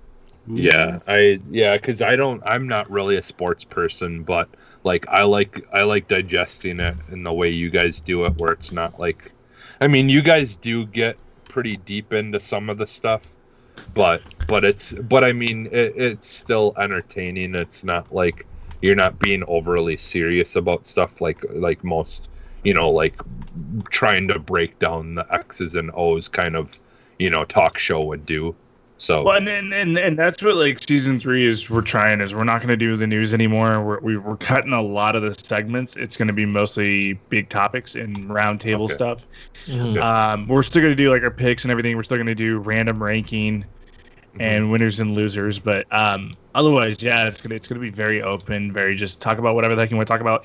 I know the first episode we're talking a lot of baseball, and then we're going to give some off-season NFL grades and all that cool stuff. So. Should be a lot of fun. Just check it out. Nice. And then, yeah, just check out everything we do on BossRushNetwork.com or BossRushGames.com. Good stuff. Bye, Logan. Miss you. Bye, Logan. Take care, man. Bye. Yeah. All right, now we can start the show that Logan's gone. I'm just kidding. All right, well, E3 is right around the corner. There's, Sony's obviously not going to be there, but they'll probably have some sort of state of play. Nintendo's doing their Nintendo Direct. We learned that Xbox and Bethesda are doing a joint conference, which totally makes sense because Microsoft owns Bethesda. I don't know why this is like some kind of weird revelation to people, but yeah, I think it was just people were thinking because the acquisition just happened that they may have already had plans ahead of time before the acquisition was finalized and stuff. Yeah, but honestly though, when you think about it, does it really have to be that much of a change for them to switch over to being combined? I mean, not really. You can still have your plans and mix them in. So we're gonna just talk about this a little bit, and then we'll get out of here. What does everybody expect from? Because this is kind of E3 was canceled last year, right? And we had Jeff Keighley's digital fuckfest. I don't know what they called it. But this is the first time that E3 is going to be digital. And I mean, I'm serious. Like that, dude. There was stuff going on all summer that just I didn't care. You know what I mean? Like E3 is like a nice compact week of just. We knew what was going to be part of E3. Yeah. Jeff Keighley thing. I was just like, what is this? Yeah. What I'd wake up at 3:00 in the morning and go pee, and Jeff Keighley would tweet something. I was like, oh, Devolver Digital announced their next weird indie game that only 100 people care about. You know what I mean? Like, okay, neat. Look, and I told Corey, I was just like, shoot, they could have did that on Nintendo Live for all I care. Yeah. So, or on BossRushGames.com. Could have done it there too. Devolver, know you're listening. So we're just going to kind of go through. I have a list here of just Xbox and Bethesda, PlayStation, Nintendo, and third party, just kind of what we expect, maybe one thing from each, what we're excited for, what we really want to see from each of the big conferences. So Xbox and Bethesda obviously is kind of the most intriguing one because even though they're the same event, Bethesda is clearly going to kind of maintain some sort of, separation from Xbox a little bit in terms of the presentation. I kind of expect Xbox to lead with Starfield and end with Halo is kind of what I'm expecting. A deep dive into Halo and a deep dive into Starfield, and then they're going to shove all their other crap in between. I kind of want to see what Machine Games is working on. The rumor is Wolfenstein 3, along with that Indiana Jones project.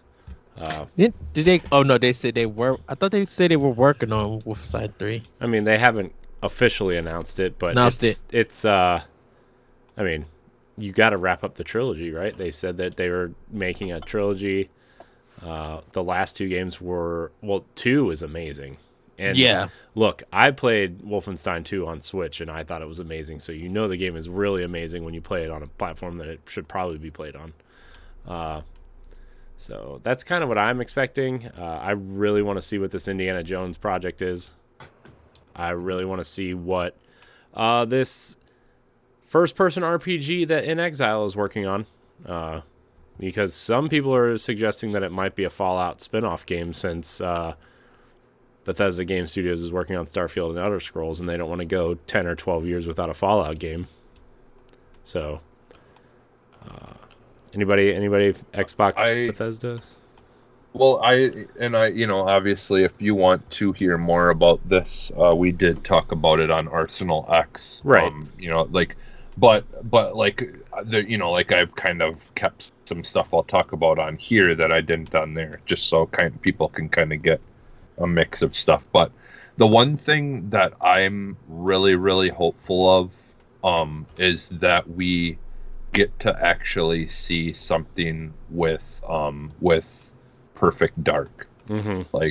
Like I really, really, really want to be excited about this game. What do you want from a modern Perfect Dark, Jesse? Just not to interrupt you, but Perfect Dark is so intriguing because it comes from a time where, first-person shooters were either going the way of Time Splitters or going the way of Halo, and obviously, no offense to Time Splitters, but Halo won. So, what do you want? What do you want from a modern? Well, I would like something similar to, but not exactly like the Hitman kind of games. Like where there's where you've got options and it's not just a set way that you have to finish the mission, right? There's multiple ways you can go about doing it.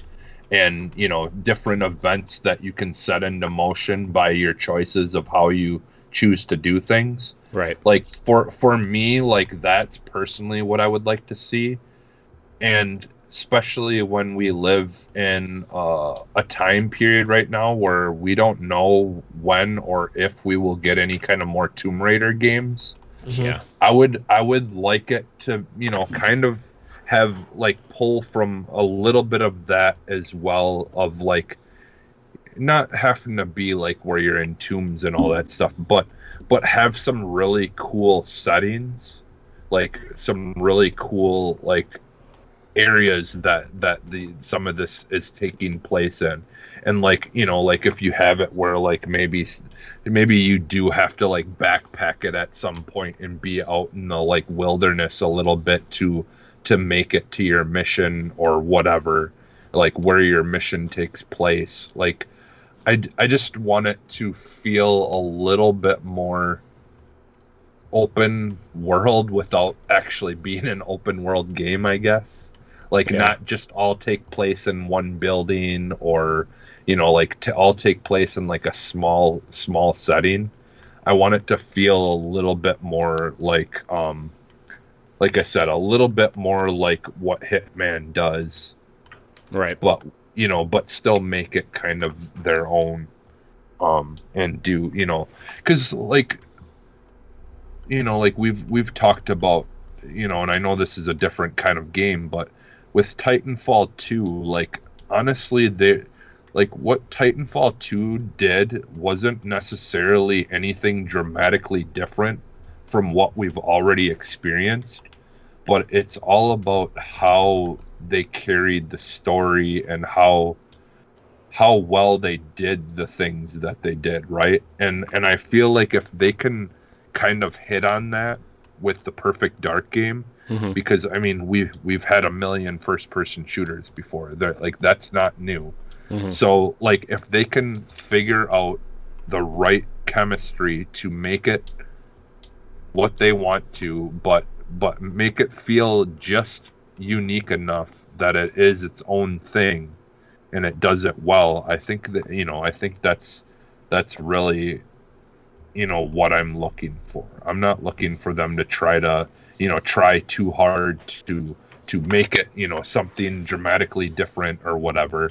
Right. But I think that's where the new consoles though can come into play, where they can get unique and get creative with some of the power and the things that these new consoles can do.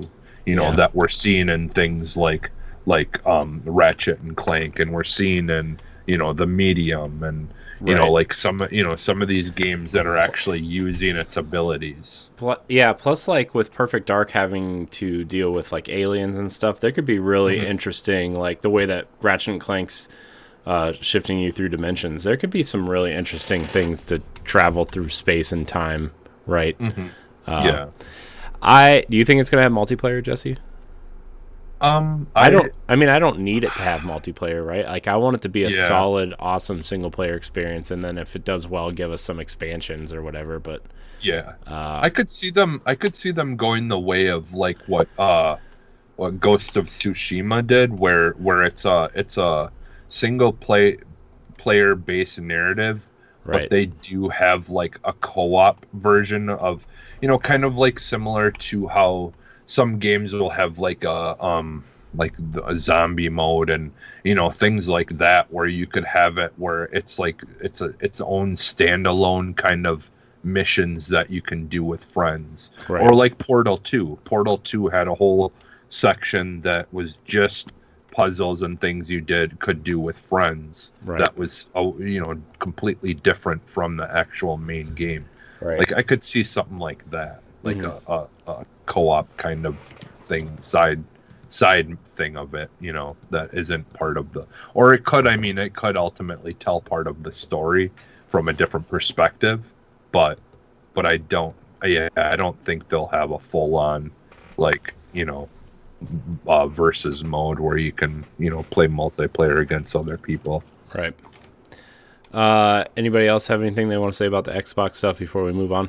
I want to see Hellblade, but I heard that that's not going to be there. So. Okay, really? Yeah, that's what I heard. I don't know if it's how true that is or not. I just hope we see what some of these other, teams are working on, because there's a lot of teams within the 23 studios that they own. So. No yawning, LeRon. I know you're wanting those egg rolls. I know. Go ahead, LeRon. No, I was. Well, mine's gonna be really quick. I'm honestly not sure what to expect from. Well, I'll be honest. With E3, I'm really not sure what to expect at all. Like, I mean, there's things I'm going to be on the lookout for, but ultimately, I don't know what to expect, because like the gaming industry is like very unpredictable right now, and we had a lot of stuff get sidelined because of COVID and stuff. So like, I really don't have any expectations. I mean, we've seen some really exciting stuff over the past year with like all the individual shows that different groups have done. We've seen quite a few new reveals on State of Plays. We've seen a lot of new reveals on directs and stuff like that. So I feel like, if anything, we're barely going to see a lot of new titles cropping up, and we're just going to see more of what we've already seen over the past year. Like, like a lot of stuff like that's coming out for the 2022, 2023 year and stuff like that. We're going to see news and things on that. I'm not an Xbox expert, so like anything that happens with the Bethesda ZeniMax stuff is going to throw me for a loop. It does not matter. I'm hoping that a new Monster Hunter 6 project maybe gets whispered about, but I'm not really expecting that, because Capcom's riding high on Monster Hunter Rise right now, and they're trying to get stories out the door too. So yeah, there's that. You don't think they would show Monster Hunter at all just because Rise isn't on the other consoles specifically? I mean, I know it's coming to PC, but you don't think they would throw out a teaser? Well, with Rise, they might just go ahead. Well, with Rise, they might just go ahead and give us the date for the PC version of it. We know Monster Hunter Stories 2 is releasing same time on both on Switch and PC. So now I feel like I'm divided here because like I'm not going to buy for both platforms. I need to figure out which platform I'm going to buy it on. I have a funny feeling I'm going to buy it for the Switch though. But Rise is number 10 on Amazon's Switch sales. Mm-hmm. Like, so I think I think when they give the PC a date, that's just going to have more sales to that game. And Monster Hunter World just crossed 17.1 million copies sold. Monster Hunter World, that's not Monster Hunter World and Iceborne. That's the base game World. Iceborne sold like 7.3 million copies and stuff like that. So that's what I'm saying. There's probably going to be a whispering of the Monster Hunter 6 project, but I don't really know. Like I said, I feel how old is World at this point? World is hitting 3 years. Okay. Well, I did the write up on. No, I started a write up on that. I never published it. Yeah, because PlayStation and Xbox were first, and then the year later it was PC, right? Actually, yeah. World came out in 2018. World came out in 2018, and then Iceborne came out in 2019. Gotcha. And then the PC version for them came out that same year in the next in staggered releases. Yeah, which hopefully Capcom does not do that again because that will piss me off. Yeah. I know for me, Tunic is what I want to see at Microsoft's press conference. So I want to get a release date. That's one of my most. Is that the game with the mouse in the armor? The fox. It's a fox. Yeah. Oh, it's a fox. Okay. Yeah. That shows how much I paid attention to that during the direct. I wonder. I know a lot, and sorry everybody, this is gonna go places, but I wonder if them teasing Switch in the backgrounds of 3 separate videos now, if they're going to have some sort of weird curated version of Game Pass come to Switch at some point. Because that's been teased for, Sarah Bond, who's the, what is she? She's like I forget what she does there. She's important. Isn't she the leader of like not communications? Yeah, but like hold on, partnership leader. Yeah, like I feel like her having a Switch in a studio background, not her home, but a studio background, is something really interesting. So I don't think so. I think it's just because that Microsoft and Nintendo got that good partnership. And just because you hate Game Pass, okay? No, I know it's not that I hate Game Pass. It's that we know that like Minecraft Dungeons is on Switch. Definitely Minecraft with Steve being the Smash. I think everybody's just been loving that Microsoft and Nintendo has been working together. My thing is just that I think Phil Spencer and them and his team was just like don't have expectations of us putting Game Pass on Switch. So I'm trying to go by Phil Spencer's word from it, unless there is a business change and Microsoft is, they're hinting at it, but Nintendo's like, I think Nintendo would be like, we really need you guys to shut up about this because we want to wait to. Maybe they'll just implement Xbox Live into the Switch Pro, and then Nintendo will finally have a good online service. Oh wow! Speaking, I mean, a lot of people wouldn't be mad about that. I wouldn't be mad about it. Speaking of Nintendo, let's talk about them next because they have a lot announced and not a lot of, I don't know. They've got a lot announced, man. Look, they just need to show me some Metroid shit and get it over with. They will. They'll show you Samus getting beat by the next Smash Fighter, and there's next Smash Fighter reveal. No, I think they got some gameplay for Metroid Prime 4. I think when did they announce? No, when did they announce? They do not. They don't. Because they got rebuilt that whole studio. When was that announced that they were rebooting that? 2018. Mm-hmm. Okay, so it's been 3.5 years, which in Nintendo time is about 10 minutes. The way they get games out. And I think what they got is they're probably still working on the game, but I think they got a portion cut out in trailer form ready to show, and not ready to announce anything official yet, but just like, okay, I know you guys been waiting, but here's a trailer, some gameplay ideas that we got in hand. I don't believe it. I don't believe it. Man, maybe I don't know. A CGI thing, but I don't think they're gonna have. They better not. They better not. They wouldn't do CG. Besides what they did with Splatoon 3, just announcing it, saying, "Hey, this is in production." They're gonna have that meme of Samus just giving the thumbs up, and that's all they're gonna show, but in HD.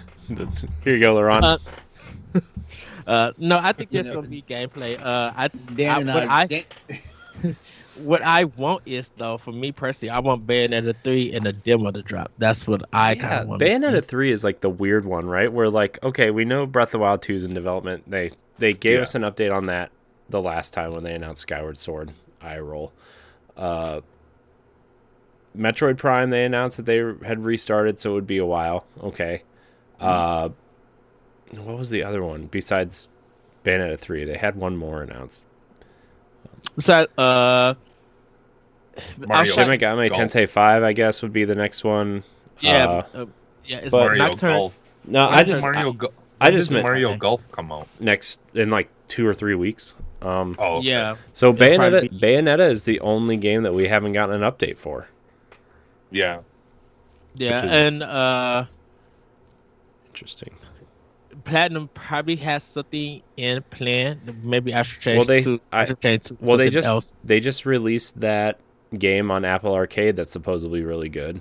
They have that Babylon thing that they're working on for Square, and then they have a sequel to Astral Chain in the works and Bayonetta 3. So they've got a lot of projects in the works. Yeah, and I know Monolith Soft is I know they're helping Zelda, but I think their team grew bigger so they could start. Well, they have 4 teams within their studio, so it would make sense that one of them is working on a Xenoblade sequel. Yeah, Konami probably has. I know Konami has Gemma Fetsu ready to go, but they may be working on another property, especially for Nintendo. I know what I want to see. I want to see a new Pikmin.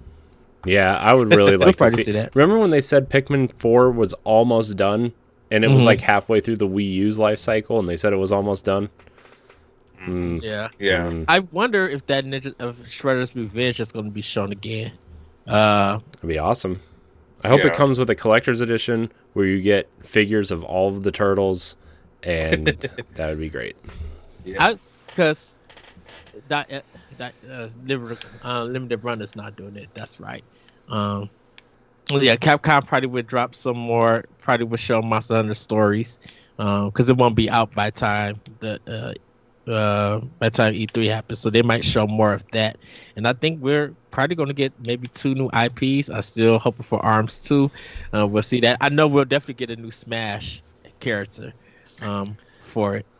But I think we'll also probably get some of the stuff that they showed at ID Xbox for their indie games. We might get a reveal for that. Like some of those games are also coming to Switch with it. And maybe Cuphead's DLC will be shown. I bet that's shown at Xboxes. Wait, they're making DLC for Cuphead? I thought they were moving on to a new game. Nope. No, they've got more. They've got more stuff planned for it. Yeah, they delayed it because they delayed the physical edition for Switch so they could put the whole game on the cart.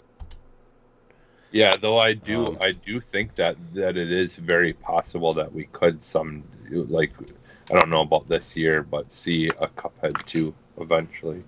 I just want to see Zelda. I'm boring. I want to see Zelda. Also, I'm interested to see if that rumored Donkey Kong game looks like from the Mario Odyssey team. That seems weird and a weird direction for that team to go. Yeah, I think like we'll the probably Donkey see Kong 64 or whatever. God, no. I think we'll probably see Mario Rabbids 2.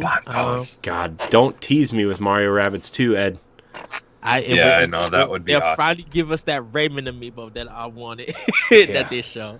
That'd be cool if Rayman showed up in there, like the Rayman characters in the Mario plus Rabbids. Mm-hmm. And I know I said on ESP that I would love Phantasy Star 5 to come to Switch. But I think Konami's going to be, to me personally, is going to be the one to look for with Nintendo, with some of their trailers. Because I just feel like when they've been announcing stuff for Nintendo, I think they're going to show their stuff with PlayStation because there's a rumored Metal Gear Solid remake in the works, Castlevania supposedly. So I feel like the PlayStation's going to get those. I feel like PlayStation's paid big money for that stuff. For the bigger games, yes. I think smarter games with Konami is going to probably be shown on Switch. Because it's been a good reception with that. Yes, I can't wait for another mediocre Contra game. Well, that was for all platforms. That just Contra that franchise. Jeez, after I'm going to be very nice here. After Operation C, it has never been good. Rebirth was good. Contra Rebirth was really good. See, for me, I only like the first one, and the very first one. That's it. maybe we'll get the DS Castlevania games, because I know a lot of people have been wanting that. So maybe they will do Castlevania Collection 2, and it'll be all the DS games. A lot of people would like that. I mean, announce it for a Switch, but kind of bring it for everybody else. I wouldn't be mad at them, or anything like that. And yeah, maybe we'll get more Nintendo games that were stuck in Japan that never came here. Maybe we will see the Wii version of Punch Out on Switch. Interesting. Or a new Punch Out game. Because I know Star Fox is not ready or anything. I think Star Fox will be announced next year. Where are we getting Star Mario Fox? Galaxy 3? Oh, and Kirby. Kirby will probably see. Yeah, well, HAL Labs said they're excited to share what's next for Kirby. So I would bet I would bet that Kirby shows up. Kirby Pinball 2. And I know you talked about the Pokemon Direct, Corey. Yeah. Of it. Yeah, I mean, I'm sure we'll see something there, but we can talk about that on Pal Block tomorrow probably. PlayStation, guys, there's a lot of rumors going around for PlayStation. Not great ones, but what do we want to see from PlayStation? LeRon, I'm going your way first because I know you don't really care about the last two things we talked about. Okay. So the definitive things from PlayStation, when PlayStation does their state of play, I know this, like with their focus on getting Ratchet and Clank out the door, their probably next state of play is going to be all about Kena Bridge of Spirits, and then probably we'll start doing more of the deep dive and reveals for Horizon Forbidden West, as well as Gran Turismo 7, and we might. No, I have a funny feeling Square is going to do something on their own for this one. They're probably something for Final Fantasy 16. But those are my big ones. I guarantee you they're trying to get Kena Bridge of Spirits ready to go next. What's cool about that is it's $40, compared to Returnal being $70. So, like that might be a good pusher there, Question for you, LeRon. Do they got Kena for pre-order yet or not yet? Kena's available for pre-order. Okay. Yeah. I didn't know if they were going to be like, hey, we got the now, do the trailer and they'd be like, okay, pre-orders available now. I didn't know if they did that. Yeah. Deathloop keeps getting delayed, so I doubt we're going to see anything new on that. If we do, it might just be the final confirmation that this next release date is the release date that's going to happen. I don't think it's going to get delayed anymore after this. I think these guys know they need to finish this game. And we've had many conversations, like amongst ourselves at Boss Rush about the state of affairs when it comes to games getting delayed and stuff. I am also the proponent. Like, I'd rather you delay the game until we damn near forget about it if it's going to be a good product. But at the same time, I also understand because I did a little bit of reading and I came to find out the company that did the port of Street Fighter Alpha 3 for the Game Boy Advance. I found out that when they had to delay the game to finish the port of it, like there's a big The game plays amazing. It plays damn near like the arcade game on the Game Boy Advance. Of course, there were some sacrifices and things that had to be made to make it go as perfect as it is, but it's damn near perfect for the handheld version. I found out that after their second delay of the game, Capcom basically canceled the royalty payouts for the game. What? And that ultimately forced the company. The game comes out. It sells very well on the Game Boy Advance. The game comes out. The company are unable to get the royalties because the game was delayed. So it wound up getting published long after the expected release date of it. So Capcom basically, was like, hey, like you're not going to get royalties off of this and stuff like that. Shut the company down. Like, the company basically had to close their doors because they weren't getting paid. They didn't get paid for their work. Oh wow! I know it sounds very cold the way I just said that you didn't get paid for their work and stuff, but hearing about that, I'm finally starting to understand why companies will put a game out. There's a lot at stake there. Like ultimately, this game got delayed and it shut the company down. So I'm changing my stance on a few things about game delays and stuff like that. Yeah. Like I said, delay a game until like we damn near forget about it if it's going to come out as a good product. But at the same time, if people are going to lose their jobs about it, yeah, put the damn game out and work on it in post. Mm-hmm. Yeah. Yeah. Mm-hmm. Yeah. Yeah. There's a YouTube video about it. I'll share it because like this company did the company did like an amazing job. They made one of the best like they made like one of the best ports for the original Ghosts and Goblins on like. It wasn't the Commodore 64, but it was on basically a competitor for the Commodore 64, and it actually played the best. It played better than the NES version. Oh wow! Yeah. Wow. That's rough when that kind of stuff happens, and and that's the thing is like, I think overall in general, like people being too critical of certain things without really knowing the full story of what's going on is never really a great situation. Because like that's the thing is some people are fortunate that they have that opportunity to take as much time as they need.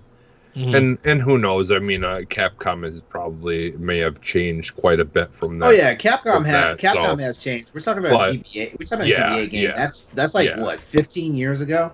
Yeah. I wonder if it's the same company that did Final Fantasy. No, I mean Final Fight for GBA. I don't think it was that company. No. Okay. But just pay attention to that now as we sit here and arguing about freaking Cyberpunk. Yeah, think about that. Are we still arguing about Cyberpunk? No, I said we're arguing about it, not arguing about it. For me, with PlayStation, kind of definitely want to see Horizon, the next game. Definitely want to see God of War. I kind of want to see what if Sony is doing anything with Unreal Engine 5, because I know they kind of had the exclusive. But I want to know when their in studios are doing something with it. Well, Bend is right, because that's why Days Gone took so long, is because they were reworking Unreal. So, but their new game, I think, is going to be on there. So maybe something cool will come out of that. Sorry, I didn't mean to interrupt. No, that's fine. Isn't there some indie games that they show that's still not out yet? I know Capcom. There's a lot of indies. I know Capcom delayed that one game with that little girl, the astronaut. Yeah, I know they delayed that. I wonder would they be showing something. Well, it wasn't definite when they announced it anyway, because when they first announced it, there wasn't even a release date. I think they just said 20. Yeah. I think they said 2022, and now we are hearing it's probably going to get pushed to 2023. So there was never a definite release date to begin with, but like. Oh, LeRon, they probably would. If it's not Microsoft, it may be Sony. The horror game from the Dead Space team. Callisto Protocol. Yeah. That's my guaranteed day one buy. Because I love that studio. Studio that was formerly Visceral Games. I love that studio. I wonder if they will show that like I said, if they don't show that Microsoft's conference, I wonder would they show that PlayStation 5 instead of I doubt it because it was an early release. Like apparently what we got that release trailer, that was all their assets at that point. So that was in-game assets that they were using for that trailer. That was all they had at the time. And the thing is it's like, like say what you will about PUBG or whatever, but like PUBG has a little bit more of a connection with Xbox. And since that game technically takes place in PUBG's world, I would imagine that game is if anything got announced about it, it would be on the Xbox floor. I don't think it would be on Sony's. I hope that when one of these alien things comes to attack you and you're trying to shoot its limbs off, that one of its limbs is made out of a frying pan and like a golf club and grocery cart. Is there going to be a dismemberment mechanic? We don't even know. So that's how early this game is. We can probably say this speculation for another day, but I wonder how much like Dead Space we really want this game to be. I wonder. I think it's going to have the vibes, like the feel of it. But I bet they want to make a Dead Space, and then EA is going to turn around and make a Dead Space trilogy like the Mass Effect trilogy. Oh, God. Like a spiritual successor, in a sense. Yeah. I don't know. I know a lot of people... I know a lot of people want the Dead Space trilogy to be the next trilogy that EA works on. So remasters. Yeah. Sunset Overdrive. Yeah, that's a possibility showing up at State of Play. I know I have my thoughts on it, but if they show it, I hope that people do give it a chance. I really do hope. I wonder if they'll try to cut a deal with Microsoft to publish that first game. Because Microsoft, even though Sony owns the IP, Microsoft, if they sell it on PlayStation, Microsoft still gets a cut because they own the publishing rights to the game. That's what I wonder. I wonder because I think you answered it, LeRon. Because it's the same with Alan Wake. Is why Alan Wake continues to be an Xbox exclusive, even though Remedy owns the IP, because Microsoft owns the publishing rights to the first game. So that's why Control isn't technically an Alan Wake game, but they all take place in the same universe. So even with Microsoft giving them everything, publishing though is the one thing they don't give. Mm-hmm. So okay. Yeah. So, but I think Remedy is working with Microsoft to buy back the publishing rights to Alan Wake. But in terms of Sony, I want to see what they're gonna, because I think the worst kept secret is that some sort of team is working on an Uncharted game.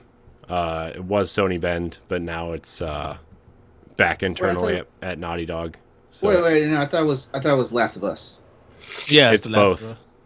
It's both. Both? Yeah, I hadn't heard about that. Mm-hmm. Yeah, no, it's both. They've taken both projects. Both. Yeah. Oh God, do you guys want to come host an episode of Crossroads? I didn't even know about Last. I didn't know about Uncharted. I knew about Last of Us. When Days Gone 2 didn't get greenlit, when all those people left Sony Bend, they were put on an Uncharted project that they didn't want to work on, and then they told Sony, we don't want to work on this after a year and a half. And Sony took it away from them and gave it back to Naughty Dog, and now they're working on a new IP. I read the editorial on that. I could have sworn it was they were going to do a PS5 remaster of the original Last of Us. That was the visual concept. This was like a third. This was like a different team within Sony San Diego that wasn't. Okay. It was like a 30-person team within the XDev team. Oh God, 30 people, man! They're gonna have. Woo. Well, what they want to do is what they want to do is remake The Last of Us up to graphical fidelity for PS5, right? And then they want to bundle Last of Us Left Behind and Part 2 as one package on PS5 eventually. Right, because it was a visual concept team or something, whatever that name was. Yeah, it was an unnamed team. They literally had no name, and they had to scrounge together a 30-person team to not pitch an idea, but do this, because their original pitch was to remake the original Uncharted game, remake it, and fix it up and spruce it up or whatever. Okay, see, that part I didn't know. I knew it was The Last of Us. And then they were like, then Sony was like, no, we should do The Last of Us because we're doing a TV show, we're doing a part 2. You should remake The Last of Us. and then now that's back at Naughty Dog as well. Well, damn. Wow. What? Well, Corey and Jesse, why don't you just host Tuesday nights at Crossroads? I knew the Last of Us one was a big one, but I didn't know the Uncharted one was. I thought they was kind of like done with Uncharted. This is news to me, right. And I'm sitting here about to like clackety clack on my keyboard. Sorry, I didn't mean to hurt your feelings there, LeRon. Did that story come out when that Last of Us story came out? Mm-hmm. Yeah, it was all part of the same kind of article. Like, I mean, one of the articles that both. Yeah. So. I read the entire freaking Boss Rush article about that. I didn't even know about that. I guarantee you, somebody was reading this and like, look at this clown. He only had half the information. Yeah. LeRon, you continue to learn about PlayStation through us. For me, for PlayStation, like I really want to see something, just kind of even just a little hint of what their plans and their roadmap is for VR. Mm-hmm. Because that's like that. Ultimately, the VR stuff is what made me interested in wanting to eventually own a PS4. Is like I really wanted those exclusive VR experiences. I think all of that got delayed to next year. If the story's true with them not VR is delayed till next year. I think it's going to be a powerhouse for either this. I want to say the winter quarter, because the winter technically starts from December and rolls through until February, so it might be something for the spring quarter. But so like winter or spring.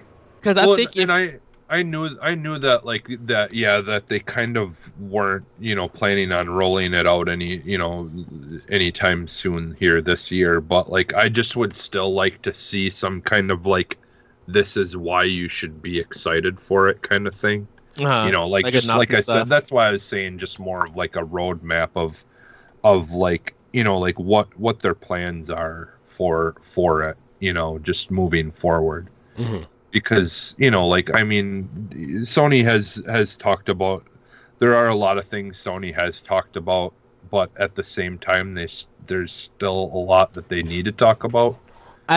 Someone like me anyways, who isn't in completely into that into the community or whatever you want to call it, I'm not completely sold on it quite yet. Because like I do want to get a PS5, but like a lot of people do. I think now like and I'm glad that it seems like a a lot of the issues and things are getting fixed with the console wise. Like people having issues with things. I think by there's still some stuff, but I think by October they'll be talking more about it. I think it's too early to talk about PSVR and the roadmap. I think what they're trying to focus let's get more systems out as we can, and then of course working on games.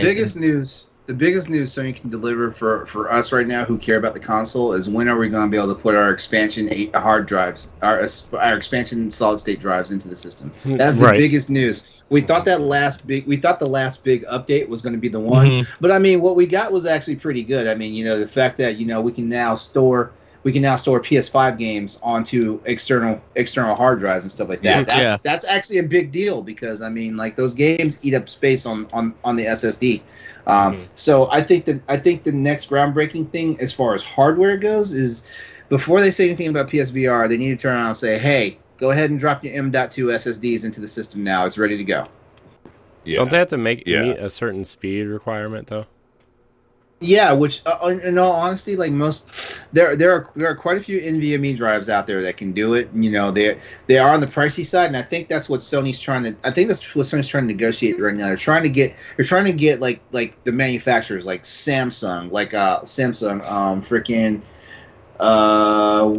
the name's escaping me right now. Philips, or no, Philips doesn't make those. Shoot. Thank God. I don't want to throw the wrong name out there, but there's quite a few manufacturers. Western Digital makes them. I have another brand in my computer and stuff like that. What's They have to be WD, right? They have to be, WD is Western Digital. Yeah. Okay. They have to be 4th gen, which means that they have to run on the current standard that PC motherboards are on right now. PC motherboards are on 4th gen, and they will meet those speeds and everything like that. But they're kind of in the, if you go past the 1 terabyte, they get pricey. they get pricey super fast, and that's the thing about it. So just like what Microsoft does in the past, where they try to wait for the tech to be a little more affordable before they start just saying slam it into your consoles. Like that's the same thing I think Sony's trying to do. Yeah. I wonder if they should also get it like customized or something. Because it's ridiculous that you spend $500 for a PS5 and then you got to spend an additional $500 just for 4 terabytes of data. Mm-hmm. Yeah. Well, I bought my Xbox Series X little memory unit thing, and it's nice.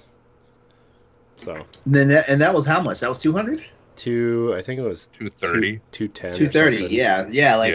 And I know for a lot of consumers that was probably like a hard pill to swallow. It was, but I got it for because a terabyte because I knew I was going to use it. So and that was just 1 terabyte. Yeah. Plus I can take it out of my Series X and plug it into my Series S, and it knows exactly which version of the game to play and everything. So it's like I don't even have to re-download anything to my S or anything. Yeah, go ahead. Oh, I was just saying, do they still got a lot of that on sale? Because it's kind of been quiet. It's been under 200 quite a few times since it launched. It's crazy though, because I know now with the manufacturing shortages and stuff like that, like the cost of SSDs are starting to go up. So there's also that. So be on the lookout for that. Mm-hmm. But I know there's been plenty of times I could walk my ass into Best Buy and get like a 1 terabyte SSD for like under $80. You know, so it's crazy sometimes hearing about an SSD for a console, but I know it's proprietary. Being over 200 for 1 terabyte, it's like, ooh. Yeah. Plus, this is kind of new for consoles, the SSD, being in them for Microsoft and Sony. The one thing I do wish about the Series S is I wish it had a terabyte hard drive in it, and it doesn't. It only has a 512 gig. Oh, I was about to say, don't tell me it's a 256. No. They. Well, nobody can install the Warzone patch. Right. That thing is a ridiculous mess. Did they fix that though? I know there was talk about them changing that. You can't fit Warzone and the Call of Duty game on your hard drive at the same time. Yep. Oh, okay. So, all right. Well, we've been going for about 2 hours and 15 minutes. Why don't we say we wrap it up and call it a night? Mostly because I have to edit the show, and I'm a little bit tired. I'm not going to lie to you guys. Anyways, I want to thank everybody for watching and or listening. Let us know what you think about E3. What do you want to see? What do you want to play? What do you want to do? What do you want us to do for E3? I just know that everyone's ready. Everyone's ready. Like, we are ready to hear some news and some news. It's funny. Last year, just one final thought. Last year when everybody was like, oh, yeah, no E3, thank God. And now E3 is finally back. And everyone's like, thank God E3's back. Yeah. Well, because we've seen what the alternative to that was, and it wasn't. Yeah, the Jeff Keighley Summer Fuckfest, like I said earlier in the show. So I want to thank everybody for watching and or listening. Remember, you can download the show on iTunes, Google Play, Spotify, whatever you listen to. So, Jesse, where can we find you? You can find me everywhere, including Xbox and PlayStation, as Phantom NXS. LeRon? All right, you can catch me on social media, Exodus803, EXODUS803. Also, guess what? Like I said, I am a brand now, so YouTube.com, Exodus803, Twitch.tv, Exodus803. I made it, boys. Look how giddy he is. I claimed that custom URL because I was tired of competing with that one chick that did yoga poses for one video 8 years ago and abandoned her channel. So Nothing. I am happy. Wow. That happened for Twitter, because mine is I am Corey in HD. There's one guy who has Corey in HD, and he hasn't tweeted since 2013 about his Call of Duty Black Ops 2 vids. So. Wow. Yeah, catch me and Austin Campbell Tuesday night on twitch.tv/XSAO3 for Crossroads PlayStation Podcast. And I'm just going to go ahead and give you guys a sneak preview right now. We're talking about Uncharted on Tuesday night's episode, the entire legacy of Uncharted. Yeah, I'll be there, I think. If I'm still invited. Cool. Did you not see the chat where you said, hey, who wants to guest on Crossroads? And I said, I will. No, guess not now. I know I saw it. But I've been scrambling because I want to get some people to fill some seats. So it looks like it's gonna be a 5-man. Wait, me, Austin. Yeah, it's still there might be a 5-man squad. Well, okay. Well, if it's gonna be 5 people, I'll sit out. No, don't sit out. No, please come. Hold on. Oh, I said that wrong. Oops. Yeah, you did. Ed, save us, please. Someone's going to clip that. Yeah, someone's going to clip that. You guys can find me on Twitter at that retro code, and also check out Nintendo Pop Block on Monday, 7:30, 8:30 p.m. This week we are talking about E3, and we're going to be talking about news also. I will be back in the building hosting, so you guys will be able to join us. You'll get a good gasp and a good googly moogly. Oh god. Maybe that's the show I should sit out. Yeah, then check me out on Optional Opinion on SoundCloud and World 11 Podcast on Poppy.com. If you guys are watching this live, I did guest on Nintendo_Pals. You guys can check them out also. We had a good discussion about Nintendo and the Amiibo. So do check that one out. Nice. You can find me as I am Corey HC on Twitter. You can find me on Boss Rush Podcast, Tower Casuals, the Destiny Podcast, and floating around to the other shows here on the Boss Rush Network. Check out Boss Rush Entertainment. I know Logan works really hard on that stuff, so check all that stuff out. Check out all of our content on BossRushGames.com. Thank you everybody for watching and or listening. Like, subscribe, share, rate, and review wherever you listen, and we will see you next week. Goodbye. Bye, everybody. Have a good night. Bye-bye now.